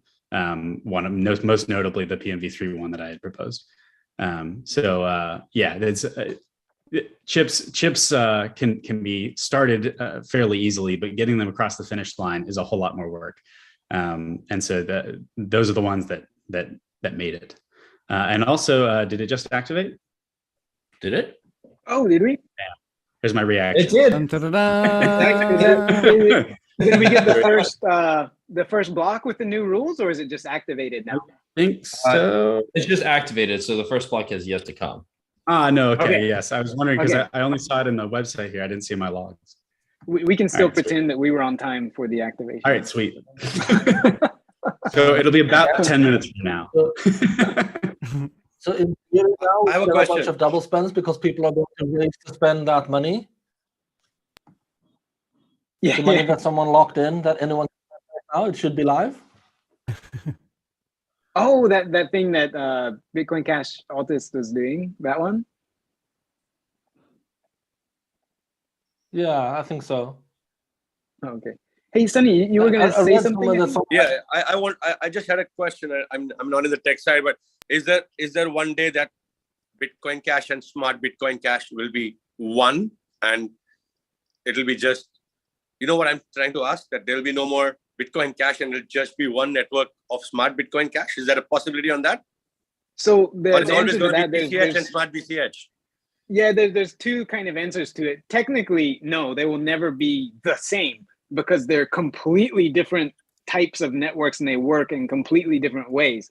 But there's eventually going to be a trustless bridge so that you can basically transparently send money from one side to the other side, or you can use a service to send money from one side to the other side. And if that's sufficiently trustless, you can just automate it. And from the user's perspective, they're the same thing. They don't really care that they're doing something on one network or the other one. Yeah, and getting to that trustless bridge, I think there's still a little bit of distance. Yes. But some of the proposals, some of the chips for next year would make trustless sidechain bridges significantly more possible. Right. Yeah. Great. Jonathan, question for you. I know you work on cash accounts. I believe it was more of just like a demo to show what's possible. But I'm curious I'm curious. English is hard. Bear with me. I'm curious. I'm curious as if forget the English. I'm curious if you have any updates on it, if there's anything you'd like to state about it, or just introducing a little bit of the project, because it's very cool. But just would like to know a bit more from you, since I believe you're one of the developers of it or creators. You made it. Yeah. Right. So Cash Account is technically working and more or less final today. It hasn't taken off to the degree I was hoping that it would. And I think the largest factor to that is that it used a single address. And so you ended up with a bad privacy solution. There was a lot of work being done to set up a private reusable code, I think it was called, in which you could tie that to a cash account, and then it would use new addresses on every payment, and you would have the privacy and you would have the ease of having an account name. No wallet so far except Electron Cash has gotten close to actually implementing that. And on Electron Cash, there is a testing version that is technically functional, but it hasn't made it into the main version yet. Those are called the state RPA, of Cash Account. The reusable payment address. That's the other thing I wanted to mention. If you guys want to talk a little bit about the status of RPA, because I know Electron Cash has their alpha version of it working. It's a little slow, but it works and it's great. I'm curious as if you guys have any updates on that. So the creator of that plan is IMU name, so we should get him back on here. Hopefully he'll come back and we can get him to talk about that. But let's shoot him a message, see if he comes on. Mark, good to see you, man. Hey guys. Welcome. How's it going? Hey, Mark. Give a quick intro to yourself. Give yourself a quick intro. You're struggling, I'm struggling today, guys. I apologize. Hey, I do cryptocurrency videos and documentation, and I love Bitcoin Cash. I'm really excited about the upgrade. I want to learn more about it and what it means as far as what can you do with it. So maybe that's something you guys can tell me a little bit about in the stream. Sonny, also really great to see you, man. Hey, man, and really everyone here. It's great to see you guys. Welcome aboard. There is a stream of requests in the chat. So for all of you who keep asking over and over and over again, meow. There you go. No, Cheap, you also got to do the Japanese version? Kind of a Japanese cat. Yeah, there you go. Meow, meow. There you go. There we go. Beautiful. So you can, please leave me alone. Mark, which part of the world you're in now?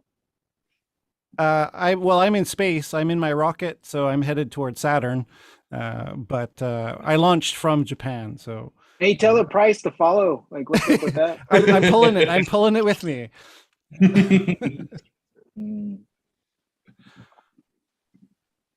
Mark, you're muted.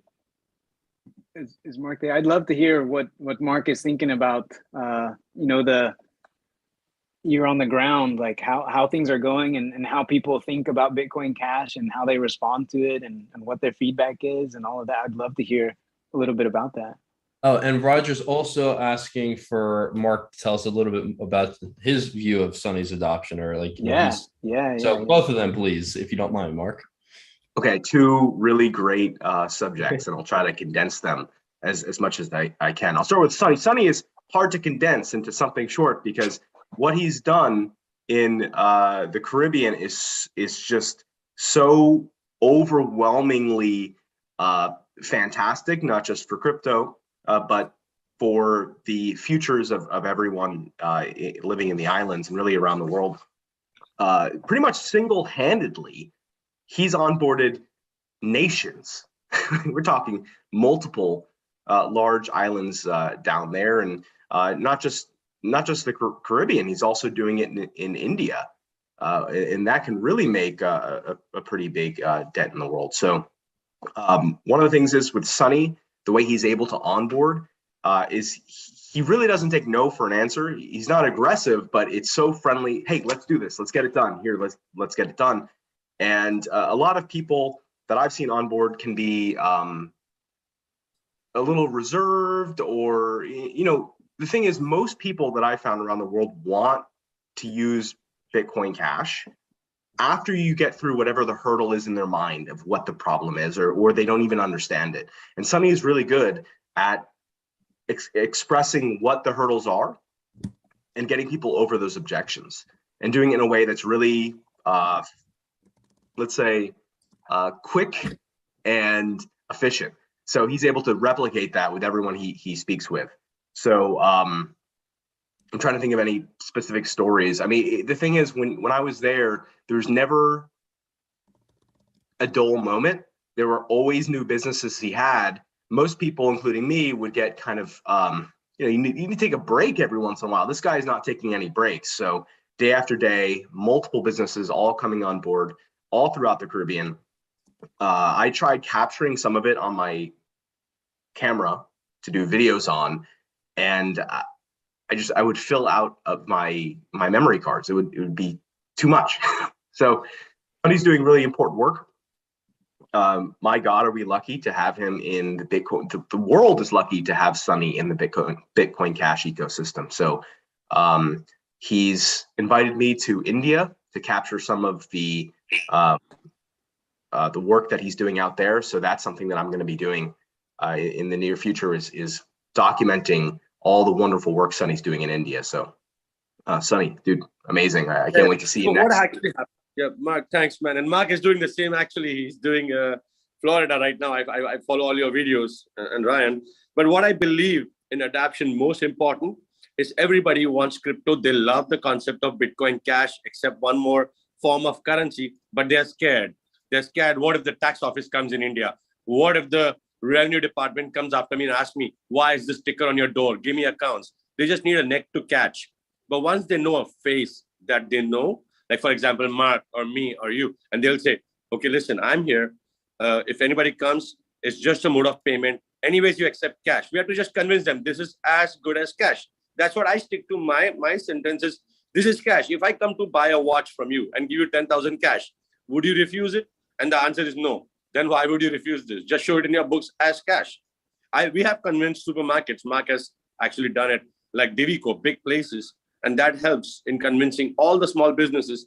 What do I do with my Bitcoin Cash? I'm like, you're a restaurant. You always need to buy Heineken beers or other beers. Go to the supermarket and they will take all your Bitcoin Cash. So that problem solves, because people always think about ATMs. Why do I cash it? We are trying to tell them you don't need to cash it. You need to rotate it. You pay your staff will send it to India. You pay anybody else. You go to the supermarket, you spend vacations, you travel with it. I mean, it's more of having cash without carrying it. So that's actually one of the major things. We always have to tell the merchants, don't think about spending it. Don't think about cashing it. Think about rotating it. That way we increase the ecosystem. That's funny. The just use it as money is funny, because maybe if you've been in crypto a long time, that seems like an obvious thing.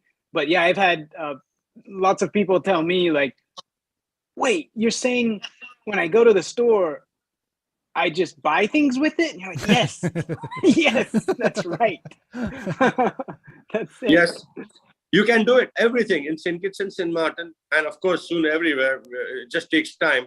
But basically everything, literally there is nothing that you cannot do in the islands without Bitcoin Cash. It's everything from COVID tests to hotels, every single bar you can buy. I mean, people actually use it for $2. I have bars and people come and they buy a bottle of water at the airport, at the store, just a bottle of water for $2. And they are using Bitcoin Cash now, because to put their hands in the pocket, take out a credit card or find the change, it's just easier to scan. And, in St. Kitts, I'll tell you some stories. So one of the things that happened when I was there is I went to go get a coffee at this little cafe. I can't remember what it's called, but it's in that downtown area by the Port Sante. And I went in there and I got a coffee and I paid with Bitcoin Cash. And I asked the guy, has anyone come in and spent Bitcoin Cash? And I was expecting the answer to be yes. But mostly people that are tourists, mostly people that are, coming off of the cruises. And he said, yeah, people are spending Bitcoin Cash. I said, okay, but are any locals spending Bitcoin Cash? He's like, yeah. What do you mean? So regular people who live on the island, locals, have Bitcoin Cash, are using it. There's an economy there that's happening. There's a circle. And man, is that impressive, because I thought it was just people getting off the boats. And that's a whole nother thing. The people that are getting off the boats and coming in, when you go to the airport, Sonny is so amazing because he has a duty-free shop at the airport in St. Kitts. So every single person who lands in that airport or leaves in that airport sees Bitcoin Cash everywhere they look. It's on water bottles, it's on monitors, it's on signs, it's on stickers. And I was sitting at the bar, and now the bar is closed at your place. Well, you can have beers there. But I was sitting there, and we had other people that came in, and they sat down, and I could overhear their conversation at Sonny's duty-free business at the airport, talking about Bitcoin Cash. And here's a true story. One of the gentlemen that was sitting there, was an older guy, was talking, and I had a conversation with him. And it turns out that he works in the banking industry and met with a central bank in St. Kitts. And the woman, this is a true story, 100% true. The woman who we met with at the central bank, can't remember her name, was complaining about Bitcoin Cash because it's too cheap to send. It's like, what are we going to do about this? Hey, I mean, this is. Oh, we got the You new get block. 1% We more, got Mark. the You activated block, by the way. Oh, we You finally got 1% it. We got more. the So when block. you Yeah, send yeah, we Bitcoin, got it. Congrats, everybody. Yay! So I Thank think you, Jonathan. actually Thank going you, to be everybody. going back soon now that that block has completed. That's at least what he notified me. So hopefully we can ask him about RPA when he returns. Awesome. That is an awesome story, Mark. I love that. Yeah, Mark. The work you do is incredible. Thank you so much. And it's so much fun to watch you travel around the globe and actually document this stuff. It's fantastic. I wanted to mention something that's kind of in line with the stuff that Sonny and Mark were saying, because we may have a lot of listeners or people watching this who think why Bitcoin Cash, because it's been attacked a lot over the years, and I think the answer is not that we're Bitcoin Cash maxis, so to speak. It's more like Bitcoin Cash does exactly what we want, and it does it better than anything else. And we, for example, with General Protocols, we build on Bitcoin Cash because it does what we want, and it does it better than anyone else, than any other chain does. That's why we use it. It's that we don't use it because of some kind of just philosophical reason or whatever. So it's not that there's anything against any other chain or any other crypto, but for the purposes that we're talking about, for what we're using it for payments and for running a business and for banking, as the banker is probably upset, as you said, it does the job the best. That's why we promote it, and that's why we use it. Here. And there are brands now. I'm just taking the mic. There are brands like Philip Plain, big designer brands. I mean, Gucci is just coming in news that they might accept it. I don't know if they started already, but there are brands like Philip Plain, and they actually give you a 10% off when you pay with Bitcoin Cash. Oh. I mean, it's difficult at this time to spend Bitcoin Cash when you want to hold it, but it's actually an incentive that we should do, Mark, and we should actually now get all the merchants that we onboard is, why should I use Bitcoin Cash? Is you get a little discount off like Philip Plain is giving. That's amazing. And I tried it and it worked amazing. It comes to India. They ship it for you. They pay duties and special discounts only for crypto. That's how the world is actually going. I just read news yesterday. Emirates is going to start accepting crypto as well directly on its platform. They already, like, this legit news. So I think major brands are coming into it. And that's what we should do for the merchants, is offer incentive. That's my next step now. For the merchants, spend with Bitcoin Cash, and like how you have the priority pass or some other passes and get a discount. And this should be the next step. Encourage people more. Exactly what Purse.io is doing. Get 15% off. I think more and more people now coming to the stores to buy Bitcoin Cash is because they want to just buy Amazon and get 15% off. But that's any reason. It's still circulating. It's nice for them to have a wallet. That's all you need. Yeah. We have a special guest here. Hopefully his camera will turn on in a moment. Oh, yes. Happy Bryson. Fantastic. What's up, guys? How are you doing? Welcome. Not bad. How are Wow. Hello from beautiful Martin. Hope everybody's doing good. Thanks for inviting me. A bit last minute. Sorry for crashing the party. You guys are doing a great job explaining all the technical stuff. But I just, if I had the opportunity to tell you guys, keep up the amazing work. We're feeling it right here in St. Martin so much in ways you have no idea, and the rest of the Caribbean. So it's always good to support anything Bitcoin Cash related.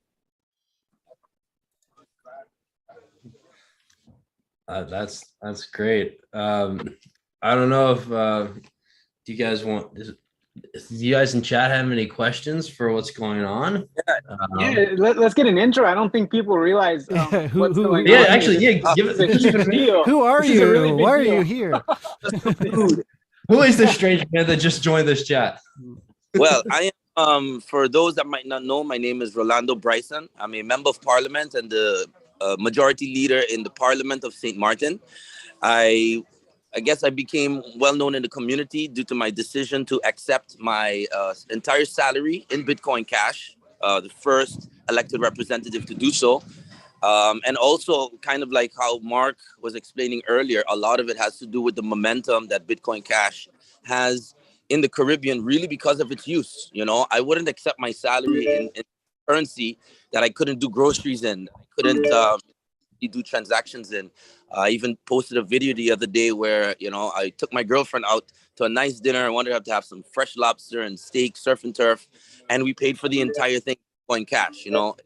It has become a surging currency within the region because it's just, put very simply, easy and fast. That is what people in the Caribbean need. And the best way for me to explain it, you have to realize, most of you guys, you have PayPal, you have Cash App, you have all Venmo, all of these different things. You have to understand that is pretty much non-existent in the Caribbean. For many reasons. One is that those companies look at the Caribbean as small, separate islands where it's not profitable for them to really establish here. Our central banking systems across the Caribbean are not conducive to it. They want to keep the traditional structures alive because they make a whole lot of money from it. And I came in an elected mandate from my people to bring financial freedom, to find new ways to really get them the financial freedom they deserve. People in the Caribbean, especially St. Martin, is very multicultural. So you have people here from Jamaica, from Haiti, from St. Kitts, from all over. And what hurts me is that when I drive and I pass by Western Union, when last have you guys heard of a Western Union? Well, in St. Martin, in the Caribbean, Western Union have long lines as someone's boarding a flight. People stand for hours in line just to send $100 back home to an elderly person or family member in need. That's where we're stuck. But Bitcoin Cash has opened new doors where people are installing the app, they're trading their fiat into Bitcoin Cash, and they can easily trade amongst one another. So, of course, it's not without its resistance. I heard Mark say the central bank. I can give you guys some really crazy stories about the central bank, with their concerns and their reactions to what is happening. But the good news is that, my parliament has not been in support of any legislation that would lead to, central bank over control. We do have legal tender legislation for Bitcoin Cash. It's on the way. We do want some regulation, just more from an educational perspective to make sure people understand what cryptocurrency is, what blockchain is. I think that's the usefulness of legislation. But I always told the director of the central bank, if you can't get the banking sector in order, how do you, me and my parliament, to support having you have oversight over crypto? So it's still a tough fight. There's still a lot to do to get the word out there. The educational aspect is very important. And live streams like this, whenever I see anything like this, I immediately share it on my pages, on my social media, so more Caribbean people can get involved and learn about Bitcoin Cash and the benefits of it and why it's important to the region. I made a tweet yesterday where I said, I wouldn't be surprised if Satoshi was of Caribbean or African descent, because if there's two regions more than anything that can make use of peer-to-peer, cheap, fast transactions, it's definitely the people of the Caribbean and Africa, and it's billions of us, and we need it more than ever. So yeah, that's my little intro. And if anybody has any questions, I'm happy to chat, happy to interact with you guys anytime. Thank you very much. Would love to see it. Love to see people taking steps to create a closed loop economy, and of course, getting your salary in BCH is a huge incentive to keep the economy going. And promoting BCH with all the local businesses is fantastic. Hopefully, we can all come and visit, and we can all come and spend our BCH someday soon. There's even a local airline that's about to accept directly, not even via like a third party. But it's a local airline, SXM Airways, St. Martin Airways, that's going to be accepting. I mean, it's really, even amid, some of the market uncertainty recently, what people are saying is that, it doesn't affect us the same way it might affect the rest of the world, because people are transacting on Bitcoin Cash kind of on a daily basis. So if I have $100 and I need to send it to someone, or I need to pay someone, they maybe go to one of the local Bitcoin Cash ATMs, or two local exchanges are establishing themselves. They take it at the price it is today, and they transfer it to the person at the price it is today. So price volatility, when you use Bitcoin Cash as a tool for what it's meant to be, peer-to-peer, easy, fast transactions, price volatility doesn't affect you as much, because you're making the transaction on a day-to-day basis. So what the price is today is what the price is today. And then tomorrow, if I exchange another set of fiat because it's at the moment, I need to change it and then send it out. That's the attitude you get a lot in the Caribbean. So that's something I think maybe people haven't realized, that the peer-to-peer nature of BCH kind of helps with any sort of volatility fears, because you only change what you need, how much you need at a time. Something that is unfortunate, like even I think in reaction to some of my efforts here, the banking sector has actually introduced a $7.50 fee on ATM withdrawals, because I suspect, of course I can't prove it, but I suspect that they saw more people withdrawing fiat from the traditional banking sector ATMs. They'll withdraw $100, they would go to a Bitcoin Cash ATM, and then they would send with their own freedom that $100 at the moment that they need. And now all of a sudden, we see a $7.50 per transaction. So not even a percentage, it's per transaction. That's I've never heard of ATMs being that high. I've heard of $3 or $4, $7.50, the most expensive place in the world now. So it's a sign that the banking sector isn't going to take this laying down. And we as elected representatives, you as the people in the space, we need to stick to our guns and know that what we're doing is better for the future of so many people. And no matter what the traditional banking sector is going to do, I don't think they can stop this. Fantastic. Yeah, so since you can actually pay for food and living and most of your things there now in Bitcoin Cash, eventually people are gonna say that I want my income in Bitcoin Cash. And when that happens, the banking sector isn't involved anymore. That's it. And that's when you have freedom. Yep, indeed. That's why I also did what I did. You have to lead by example, especially in small communities. People look up to me. I'm one of the youngest, elected representatives that has become a leader of a large political party. And I didn't get elected by people that wanted me to keep the status quo. When I first got elected, a lot of people never used to vote. But I went for the people that didn't vote and said, why are you not voting? It's because, we're not seeing changes in the Caribbean. We see a worse banking sector. We see people that just want to keep the status quo. And I have a mandate for my voters: disrupt, change, So I'm doing exactly what I believe my voters asked me to do. And everywhere I go, man, like the love I get, not just in the Caribbean, but it's pretty, I never expected that it would have gone to this extent where, so many articles around the world. I've met so many people. I was recently at DevConnect in Amsterdam to learn more to meet developers, to learn. I'm hungry for knowledge when it comes to the crypto space. So I really, I love this community as well. Everyone you talk to, you get a pure sense of a mission to want to change things. You have to understand how refreshing that is for a politician. When I normally walk into a room with a developer of a hotel or the banks, it's all for profit, meaning margins and interest rates. And in this community, all I hear is, let's make things better. Let's give financial freedom. Let's make a better world. Let's give more people access to money. Amazing. It's such a great community, and you guys deserve so much credit for that. I don't think without everyone that is out there believing in it and spreading that Bitcoin Cash love, it wouldn't be as successful as it is today.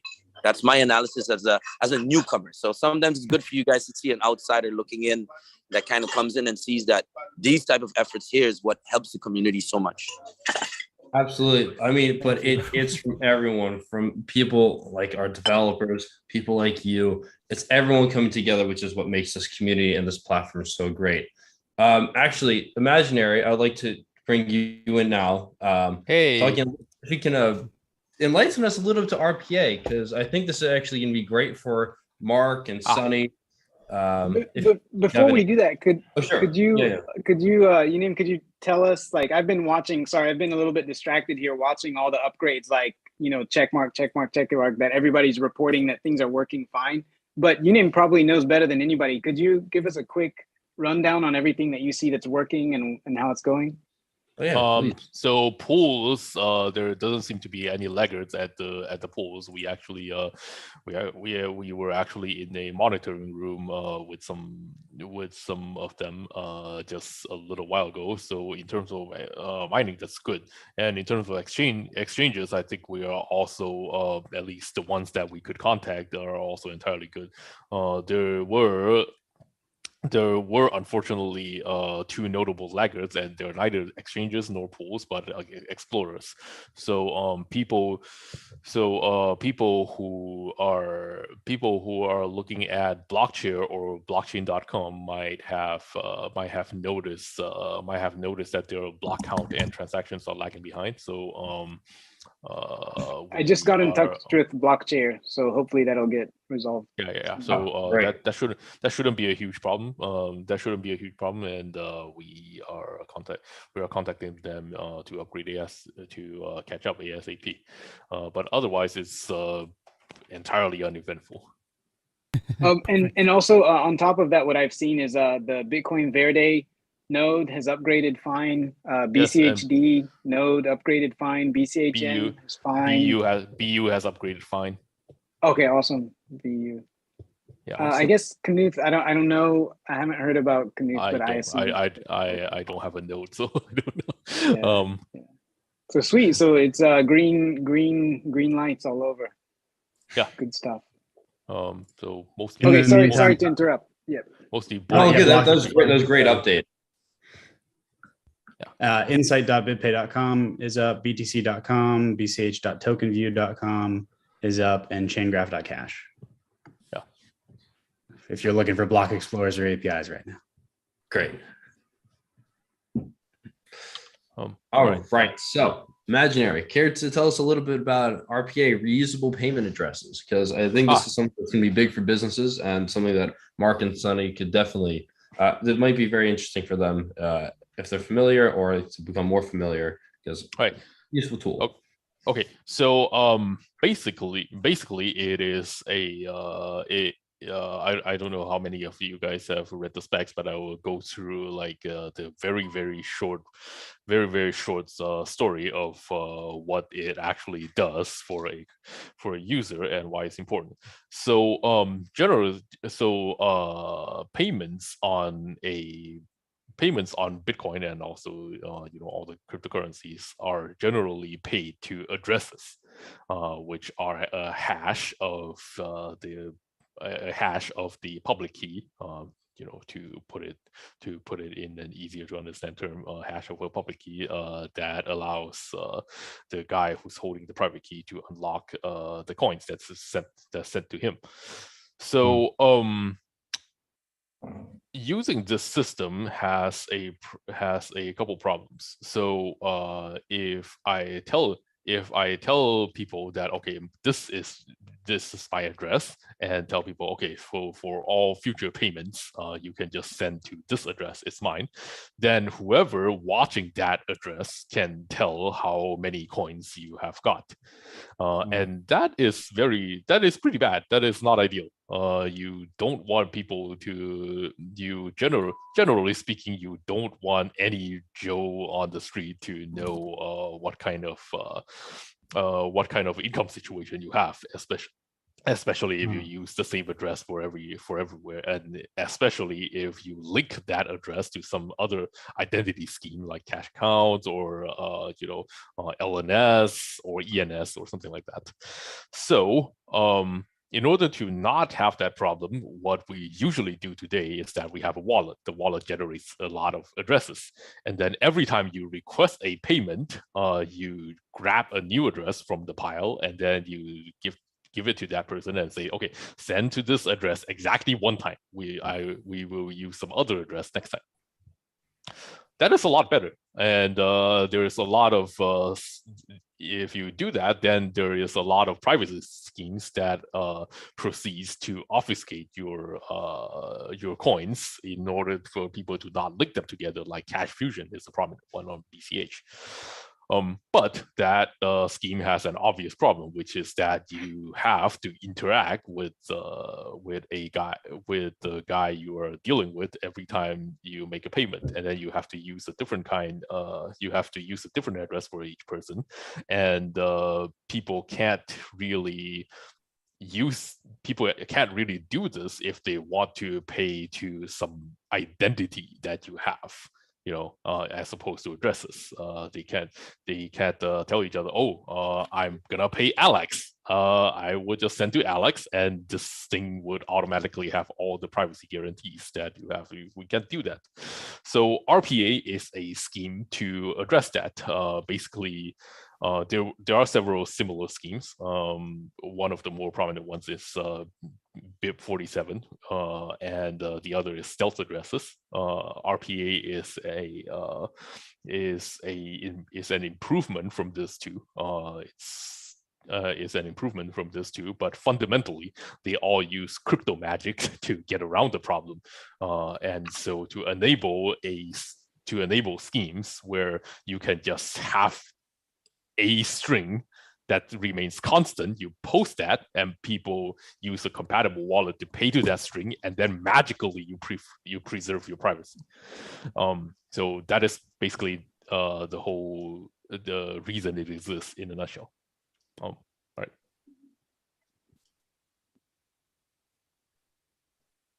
I just have a quick question about what you said about the payment address. Recently, I just downloaded. They have this LNS.BCH domain, and I was not able to get my name, but I got it, Sunny, with the extra y.bch.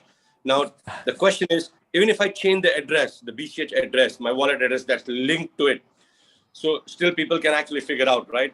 Whatever money is right. So yes. So right now, without RPA, that is exactly how the LNS works. It's linked to an address. It's linked to a address in your wallet.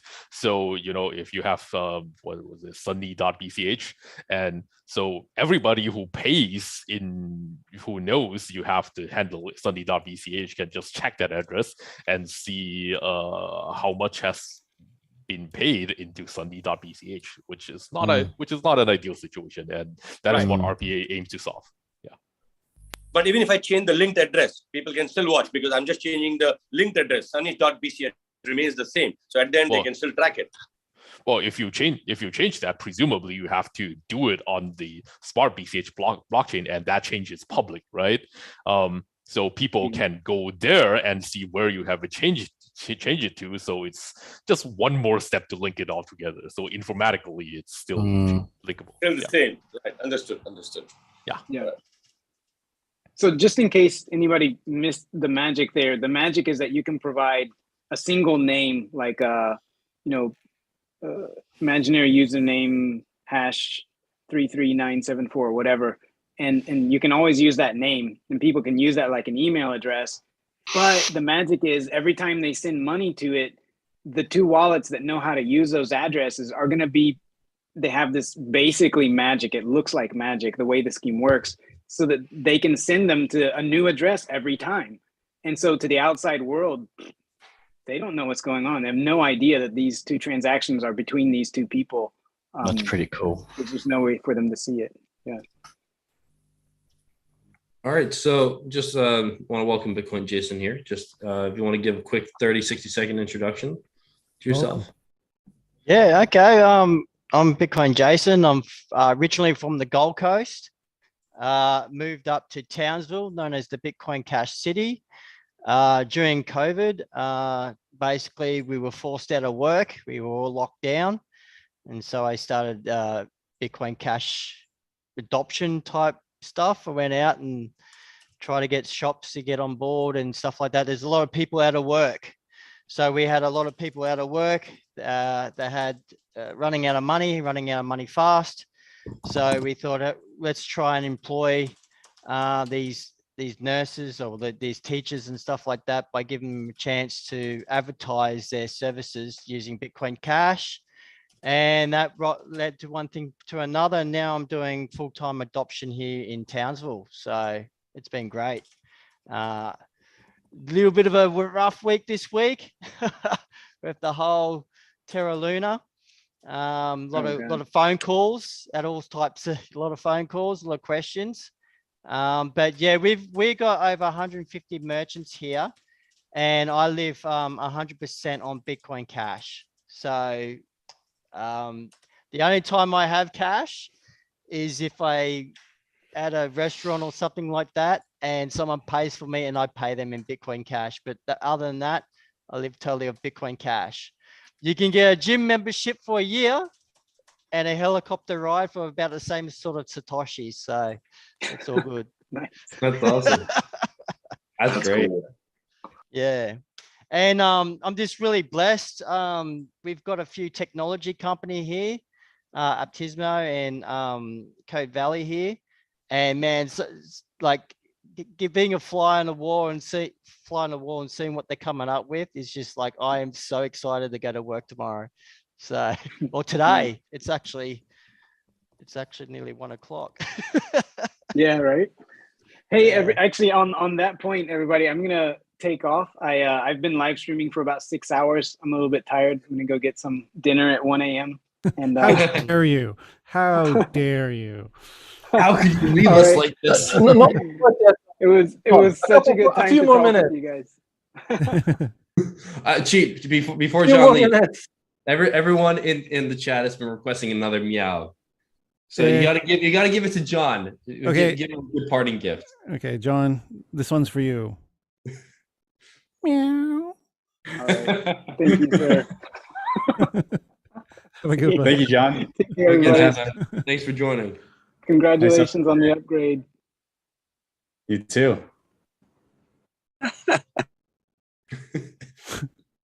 People love the meows. Indeed they do. You're quite famous, man. Well, quite famous.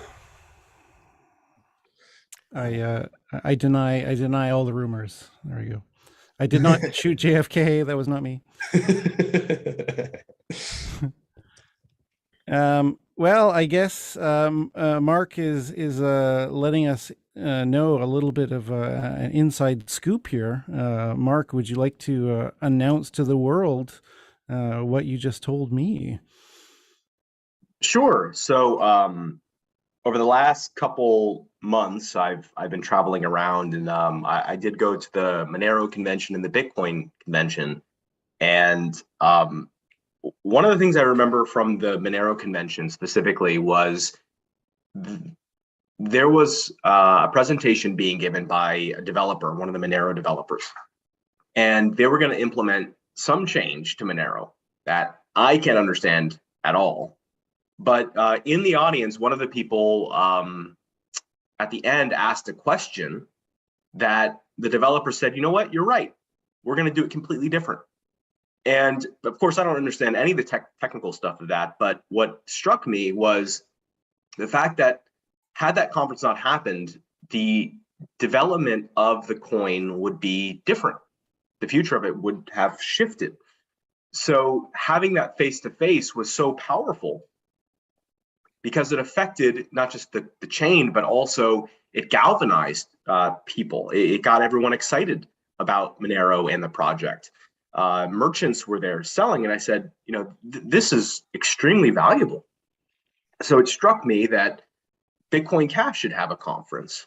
And I've been in the background contacting people like Mr. Rolando Bryson and Roger and a few other people, and just kind of working out, is this something we could do? So it looks like it is. So I'd love to invite everyone to go to bitcoincash2022.com. In the next couple of weeks, tickets will go on sale, and we'll be having the first Bitcoin Cash conference in at least 1 or 2 years since I've gotten in. I've actually speaking to Mr. Bryson over here, who's kind of giving the thumbs up. So I don't know if you had any words about where we should hold our conference. Well, of course, I will be biased and say St. Martin would be a great host for such a conference. I've already been in talk about it. We're happy to host it and invite all of you here for this Bitcoin Cash conference. St. Martin does a lot of different conferences, and I think it's fitting with our stance with Bitcoin Cash. Would be great to have everyone here. So Mark, you have my support any way we can do to assist and facilitate this, and welcome the Bitcoin Cash family to St. Martin. We're here for you. So I'll see all of you down in St. Martin, November 12th and 13th. Tickets will go on sale in the next couple of weeks. Wow, fantastic. Is there social media we can follow in the meantime for this event? Or I'll be posting pretty soon a video. I wasn't going to announce this today, but since everyone was here and we have all this great stuff going on, I figured I'd kind of ruin the surprise, I guess, because there's a tension. But I'll put out like a formal video and VSL, and it'll be flashy. So that'll come in the next week or two. But I'm just giving a little bit of a preview before the main event, so to speak. Great. Thank you very much. That's awesome. Can't wait. I will absolutely be there. That sounds like an incredible event. I cannot wait. I have to agree. Conferences. I'm gonna do my best to get there. Sorry? Yeah, I'm gonna do my best to get there too. I had a great time down in Townsville in the Bitcoin Cash City, and I've been looking forward to another conference ever since. But world circumstances kind of messed things up.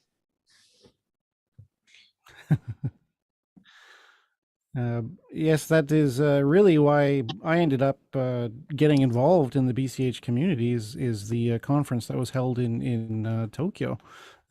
Before meeting people at the conference here in Japan, I really thought that I was just a merchant and there was nothing I could do in the community to help. And hey guys, real quick, just want to say a quick thank you to Rolando and also to Imaginary, who I think already hopped off.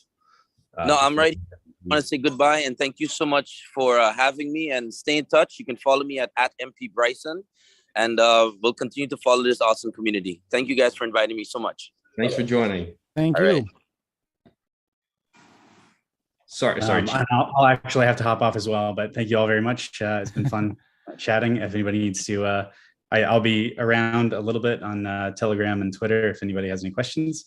And congrats on the upgrade, y'all. Thanks, Jason. Appreciate Thank you. it. Talk to you soon. Sorry, Cheap. Didn't mean to cut you off there. Just want to say thank you. BCH good. I don't remember where I was.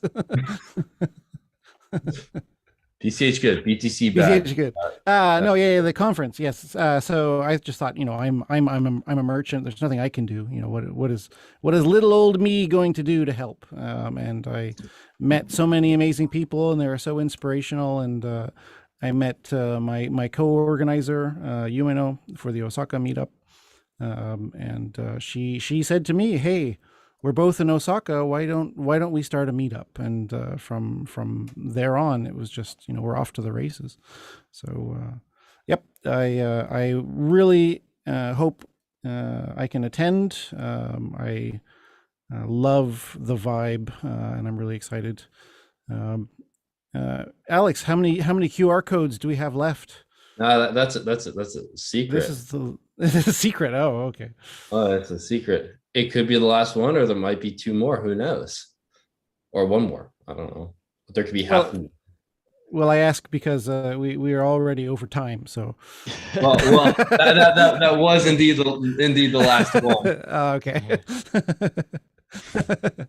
I believe we went through all the links as well, right? Yes, the links are all done as well.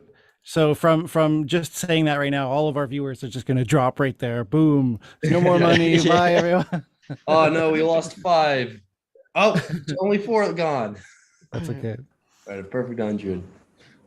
Yeah. Does anybody have any final thoughts they want to share? I guess we can keep talking all night if you want to keep going, but. Well, let me just say this real quick, because two things. One, someone asked about the vaccine requirements. There are none. So come to St. Martin. Even now, just go and check out the ecosystem that Sunny pretty much has single-handedly built. The second thing is tickets will only be available in Bitcoin Cash. We won't take any other currency. Nice. So I don't know. Someone asked, will you accept Bitcoin Cash as money? Yes, only that. Are you going to take credit cards? No. It's Bitcoin Cash. It's the Bitcoin Cash. No, I know. I'm just making a joke as for BTC 2022. They accept credit cards. I actually, you know, it's funny. I put up today, this morning, my new video on the Bitcoin conference went up, BTC conference, and if you want to see how a conference with a lot of money and a lot of resources could do everything wrong, you can watch that video. Pretty funny. By the way, Sunny and everyone out there, I haven't invited all the speakers yet. So if I didn't contact you, just because I wasn't going to announce it today. So I will be reaching out to have you and people as the speakers. But we do have Rolando and Roger Veer so far. So anyway, that's enough out of me. I have what exactly happens in a Bitcoin Cash conference? What do we have? We do have booths, or we just have speakers? People who will visit will be local residents, or people all over the Bitcoin Cash community from the world will come? What's more to it? So it's a 2-day conference. Day 1 is us, people in the community, to come and to talk. But what's really exciting is on day 2, day 2 is on Sunday. So we're going to have a Bitcoin Cash Bazaar, where in the morning, from 9 to noon, we're going to have merchants, local merchants who want to set up a booth there, who can sell whatever they want to sell. Anyone can fly in and get a booth. And that'll be a time when you actually spend your Bitcoin Cash, and a great chance for people in the community to come to the event and see Bitcoin Cash being spent and also learn about it. So that part of the event obviously will be free and open to everyone. That's a perfect destination because they have 0% paperwork, 0% duties, is 100%. The whole island is duty free. Oh, wow. Yeah, exactly. Yeah. Cool. Fantastic. 33-hour flight, but I'll do my best. Best to get a passport now, eh? Sure, yeah. And one thing about St. Martin is every single hotel in St. Martin, every single, is 100% how you call it, time sharing. So it's all inclusive. You have the choice to wear a band, and from breakfast till dinner till drinks, everything is included. So for people to come, they can actually make a special budget whenever Mark deals with them. There are all the resorts there are time sharing. So it's like a all-inclusive package that they can offer to everybody. That's one thing about St. Martin. Every single resort is timeshare. Amazing. That's great. Let's see. So does anyone have any other thoughts? Anything else they want to share? Any developments? I mean, we've heard quite a bit from some fantastic people. Well, I wanted the small things. I have a list. I'm sure Mark has it too little to mention here. But if any of the developers think, we have the cash register app that doesn't tilt. I want that to be straight back. So when we have the people with the tablets or the iPads or whatever, and they're using the cash register, they actually have the tablet to straighten up. So that's something we need to do ASAP. Besides Mark Lamb integrating the flex coin to it, We made actually these. an open. Oh, sorry, after you, Vince. Sorry, man. I just I don't know if you see it. We made these tablet stands for our merchants here. So they basically go like that, nice sturdy tablet stands. So that's what is that what you meant, Sonny? Something like that? No, I meant like the when you the Android cash register application, it doesn't. I don't know how to say it. Mark. It doesn't landscape fit. mode.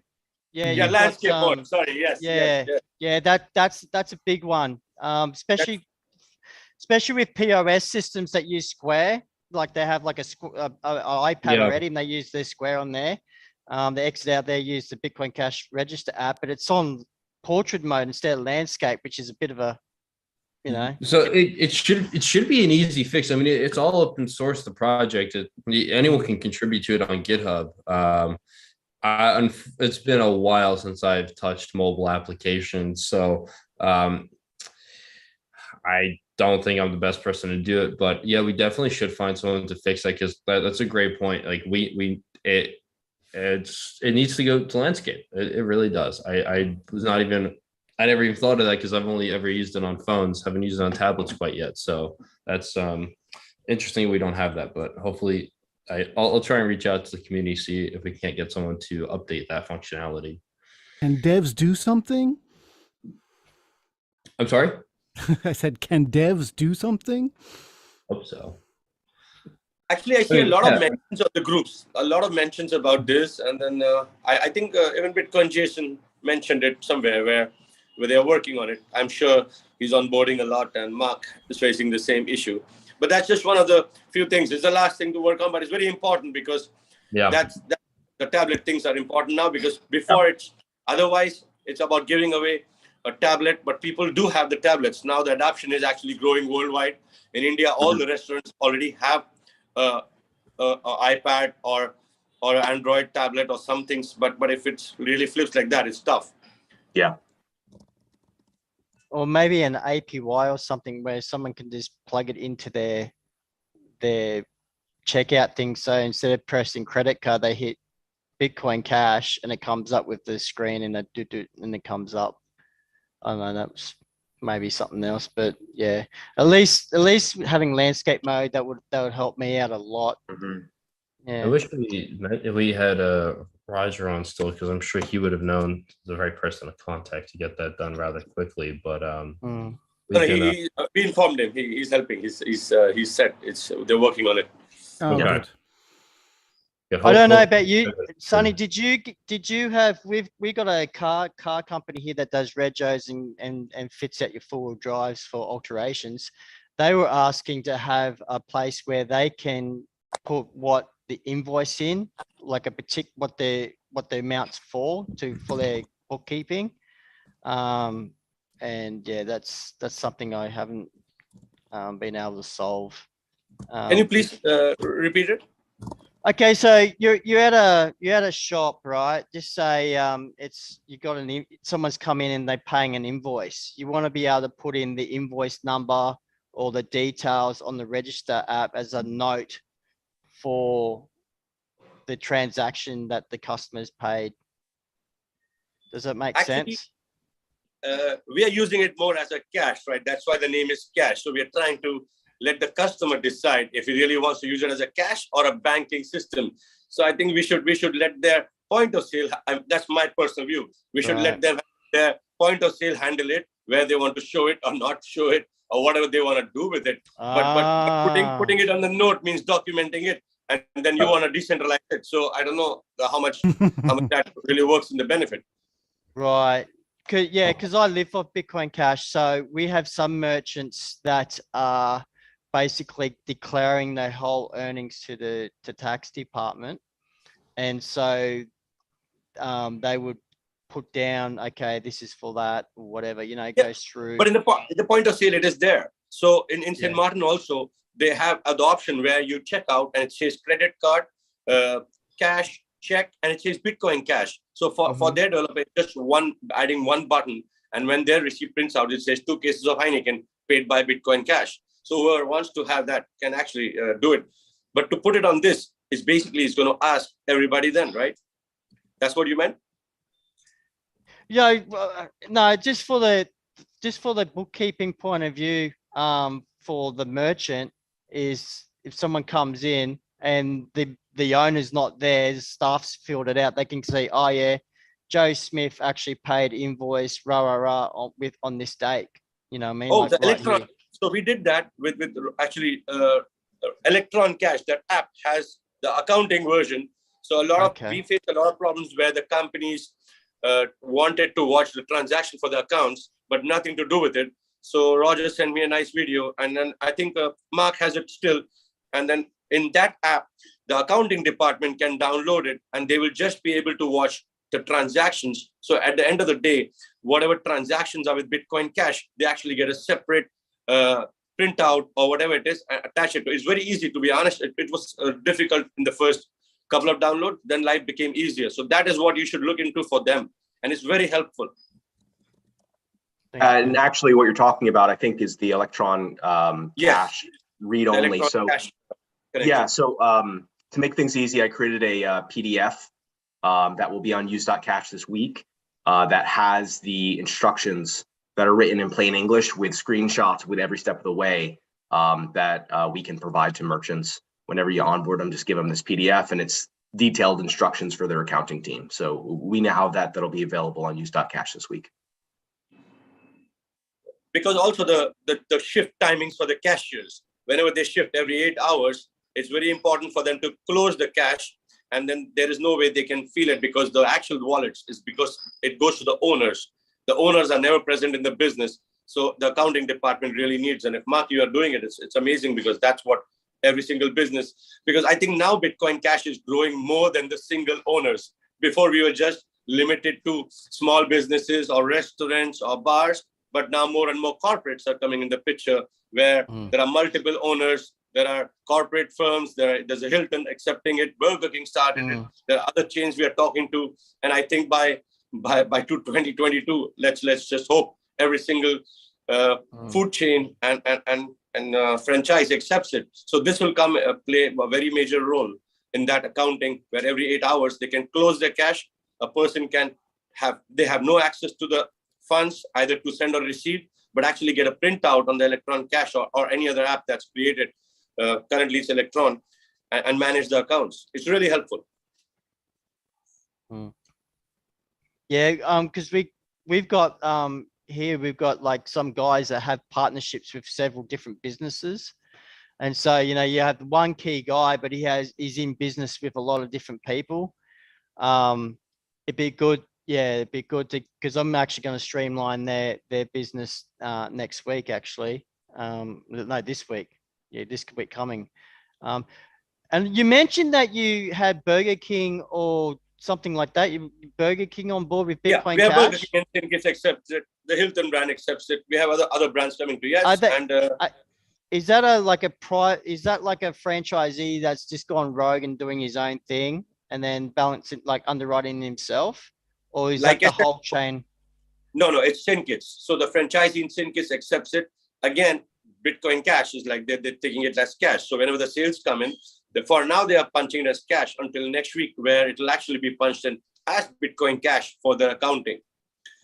So they own multiple businesses, other places. They have a Levi's store in St. Martin as well.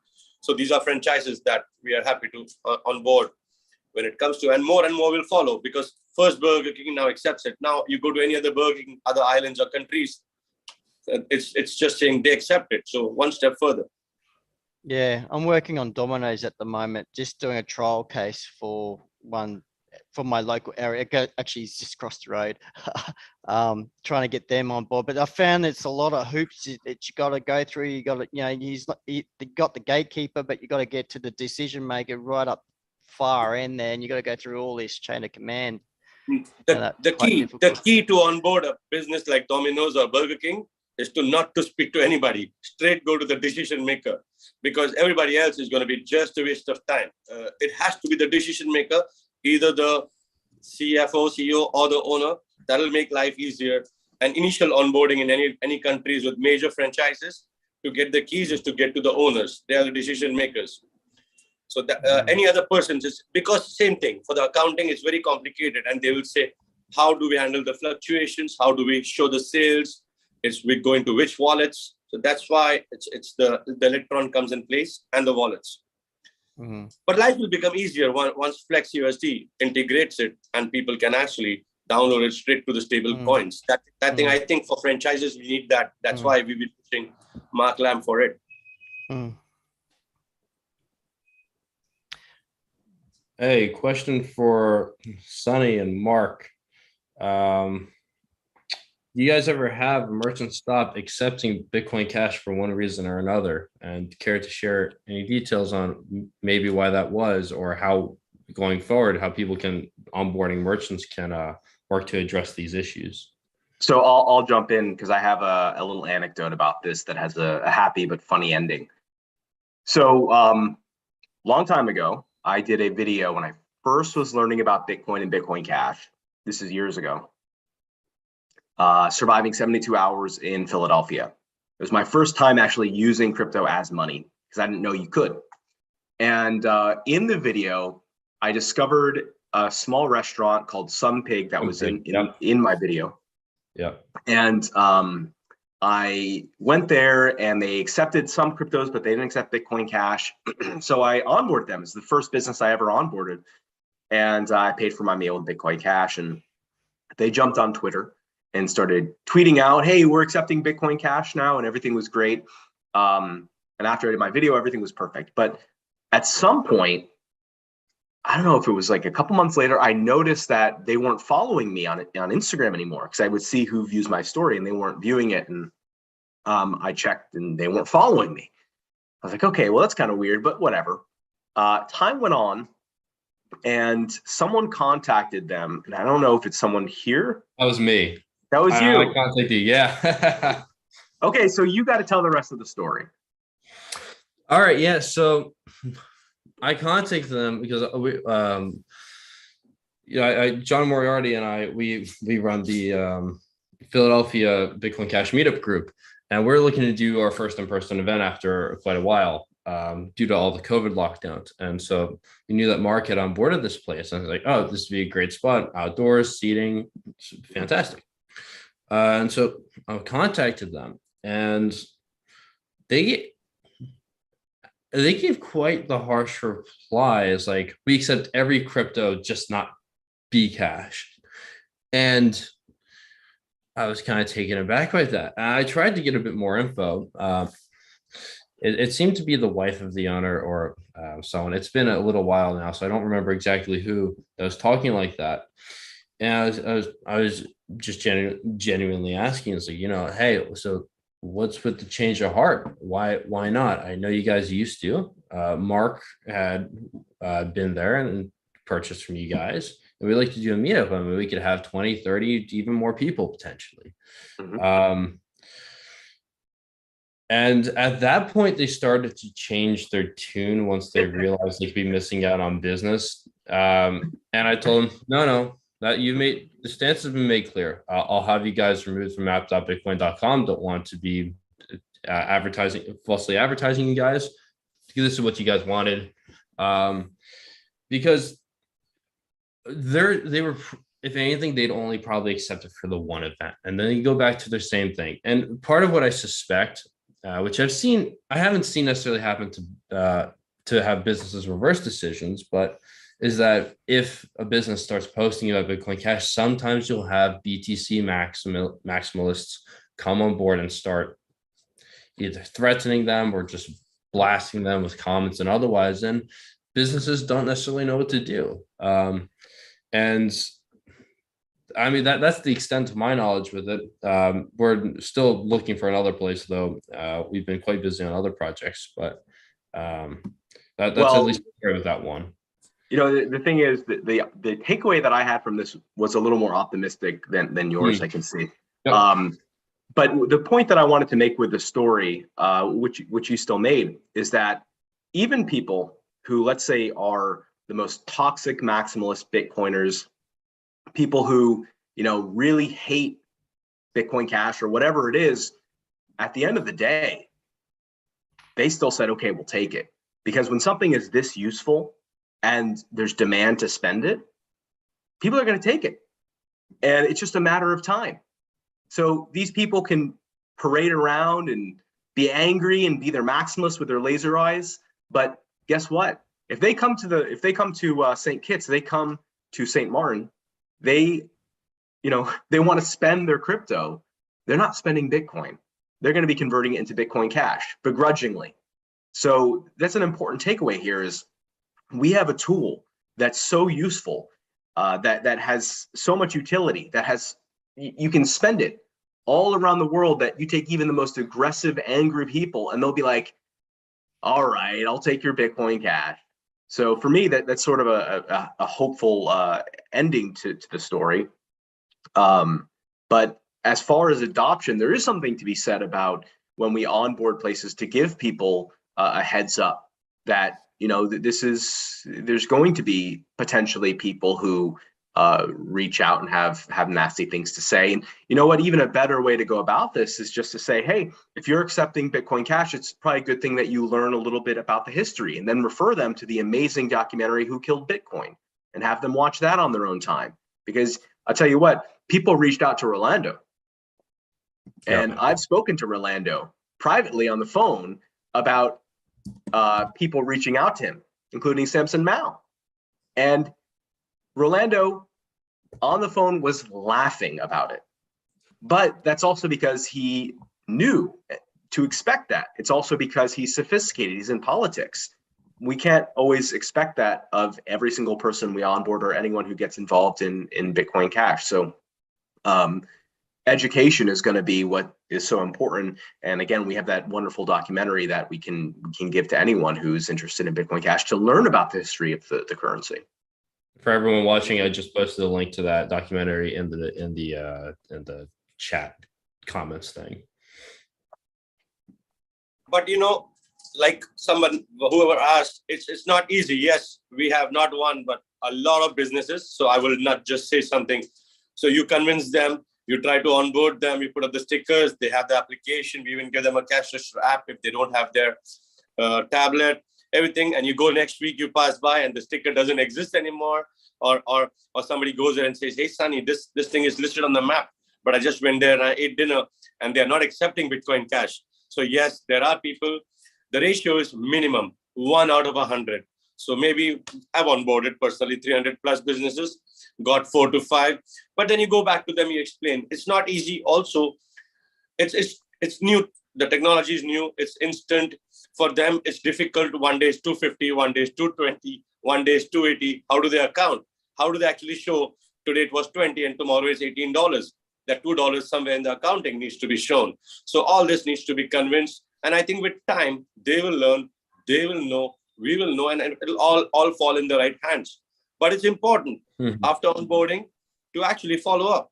It doesn't just end putting stickers and finishing, okay, happy. We put the list on the map and it's done. No, after go there, check if they're still okay, if they have a complaint, if they stop, the big important is the owner is never there. You speak to the owner, he's happy, he's your friend, he's not your friend, he's convinced. They put up stickers when you go, the manager has no clue what is Bitcoin Cash. So we have to make sure the managers, the wait staff, everybody knows.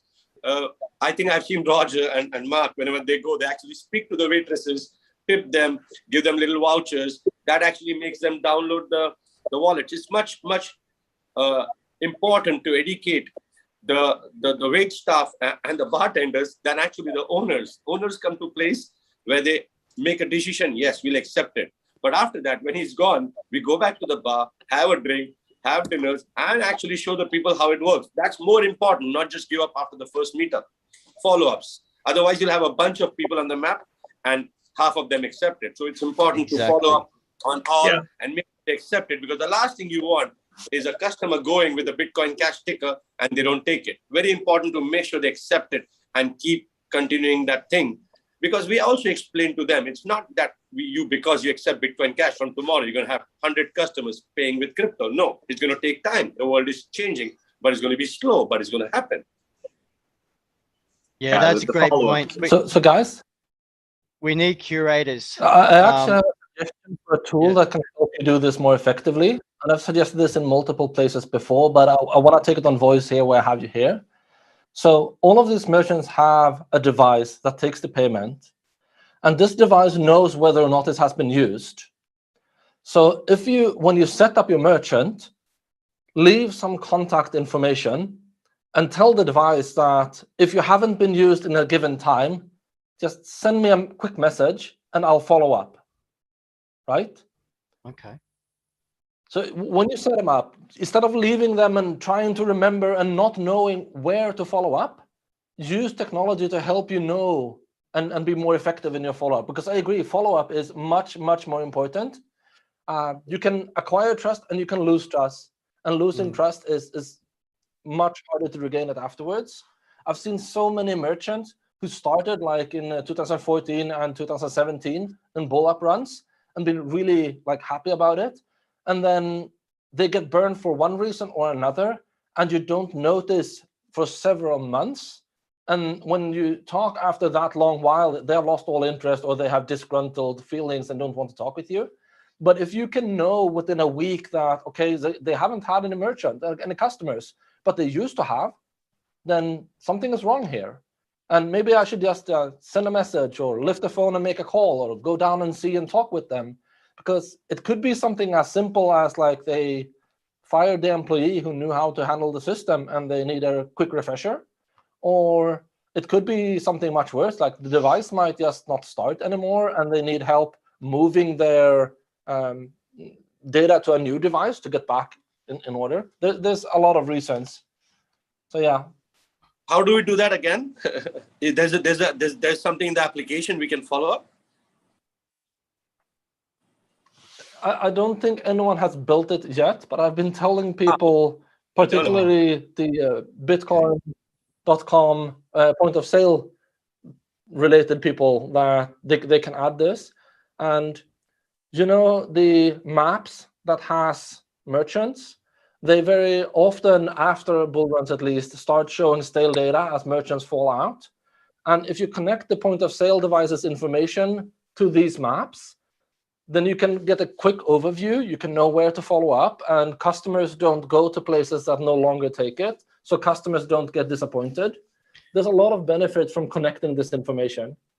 That's like the that's like the AnyPay register. Like when you use the AnyPay register, it actually keeps the merchant there in green. And then as they start having less transactions, it goes to yellow and then red. I don't use the AnyPay app register because it's got all these other cryptos on there. I want to keep it Bitcoin Cash. So yeah, I would love to have the Bitcoin.com wallet, application have that. So it makes it easier for me to curate, just saying, okay, these guys are green, these are good, this is going yellow, I need to curate, need to go up and touch them. But I find a lot of people drop off is when they don't see people asking for Bitcoin Cash for a while. You know, you just sign them up and leave them. They don't like that.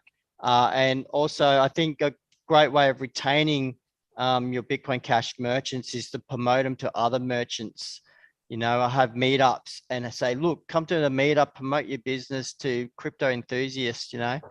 That helps a network effect. And then people go, wow, I didn't know there was like 150 merchants here.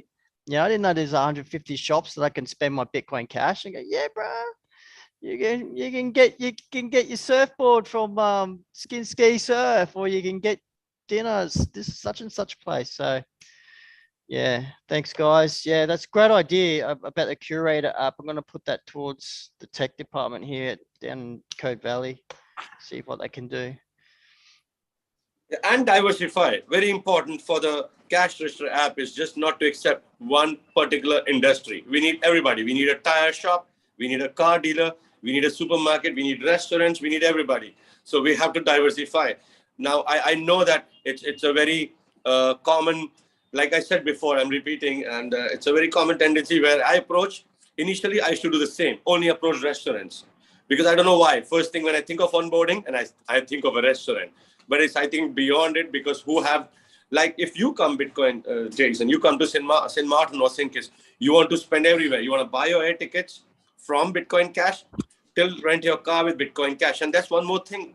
I just thought of it, is the holding policy. We should have a policy where car rentals is very important. That's why we have a problem, because if they hold, they have this holding thing, and very difficult to accept, have on board car rental companies. Where can they hold? And if they hold, what happens to the value? That's one more thing. If the developers are listening, we should work on they can block monies and release it after 3 days. Bob, Yeah, did you got escrows for that. Yeah, we should do that. And then Yeah. one other business type, couple other businesses that are quite easy to target, or actually one in particular is like similar restaurants, but not, is any local coffee shop or otherwise. They tend to have a lot of influence in their community. A lot of people go into them, and they're typically just one store. So it's pretty easy to onboard. And oftentimes the owner is going to work there. So it's pretty easy to access them. And I think that's probably one of the, I mean, yes, we still need to expand to everything from car repair shops and otherwise, but I think local coffee shops are probably one of the quickest and best ways to just start getting noticed in a community. Yeah. I mean, we even have gas stations in St. Kitts and Nevis, even though Nevis has just 2 gas stations, out of that one accepts it. It's really cool and the gas stations are made where they have the mini superettes inside. So it's very convenient where to come to the island, you actually fill gas, you rent the car, stay in the hotel to do with it. And when you say coffee shops, is the Amsterdam coffee shops or just coffee shops? No, like they sell like pastries and stuff too, generally. Yeah. And maybe they'll have a little bit of seating inside, but generally they're smaller, just local one store places that someone in town owns. I know, Mark, I think you have to go soon. I don't know if you'll have any final words for us, but either way, thank you very much for joining and sharing your insight. It's been a pleasure to have you. Great seeing you guys. Congratulations again to the developers for today. This is outstanding. Very, very happy to be part of the ecosystem, and thank everyone for coming to the stream, and thank you for inviting me to the stream. So hopefully I'll see you all in person very soon. Thank you. See you there.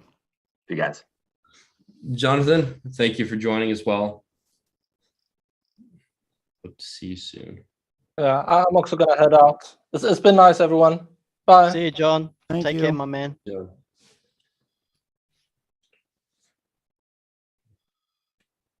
And I mean, we're approaching the update is complete now. The upgrade is complete. Everything sorted.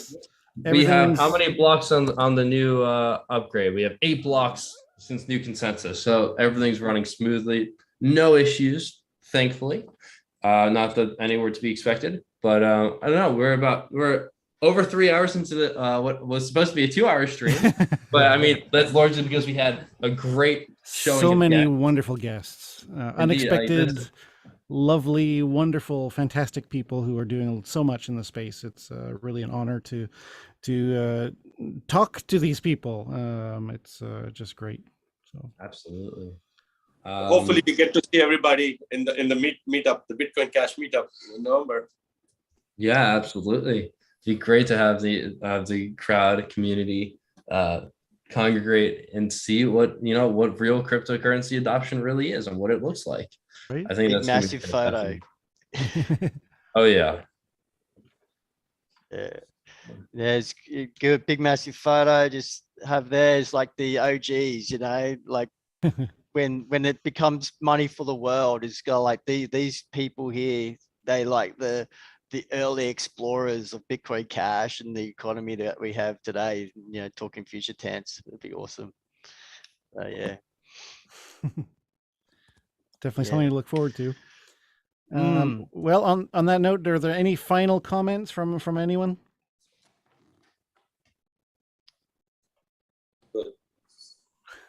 Nope.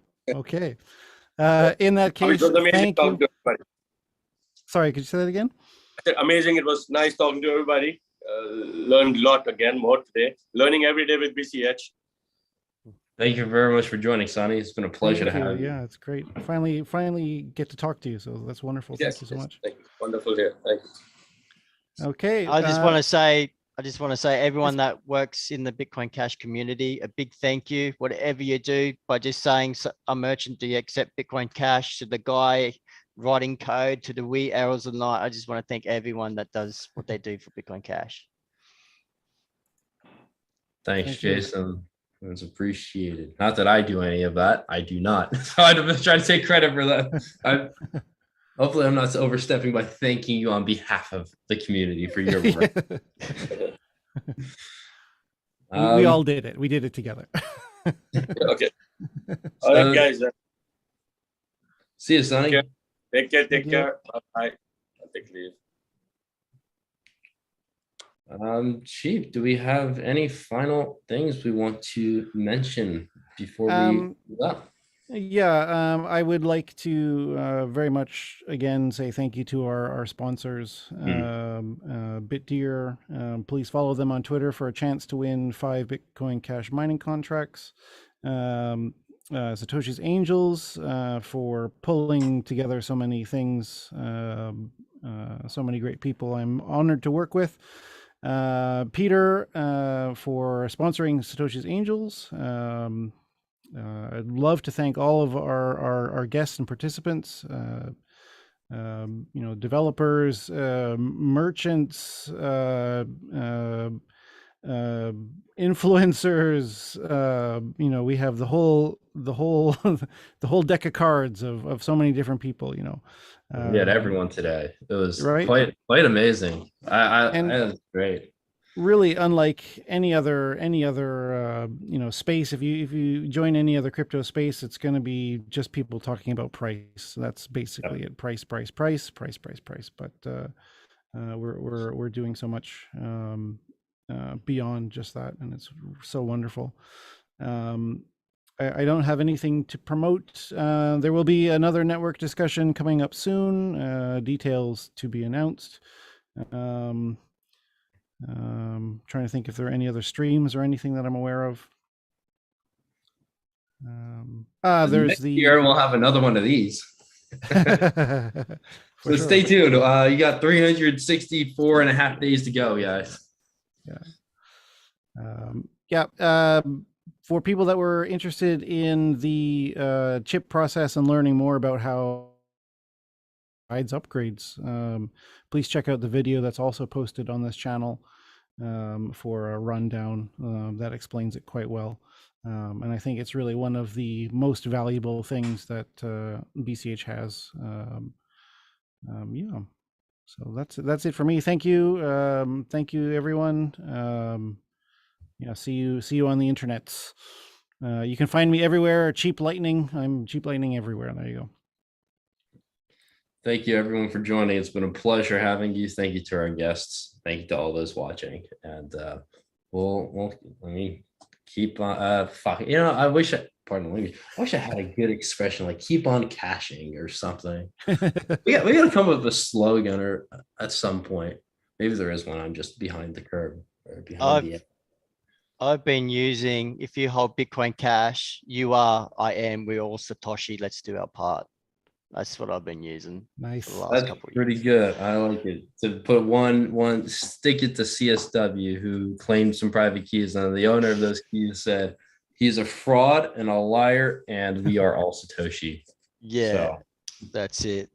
Everyone's doing the good work. No parlor trick's gonna prove anything. Yeah. Guys, thank you so much again for joining. Jason, thank you. Cheap Lightning, it's been a pleasure to co-host with you. It was fun. And All right. Y'all later, I guess. It's nearly 1:30 here. I'm gonna go. Take care, guys. Take care.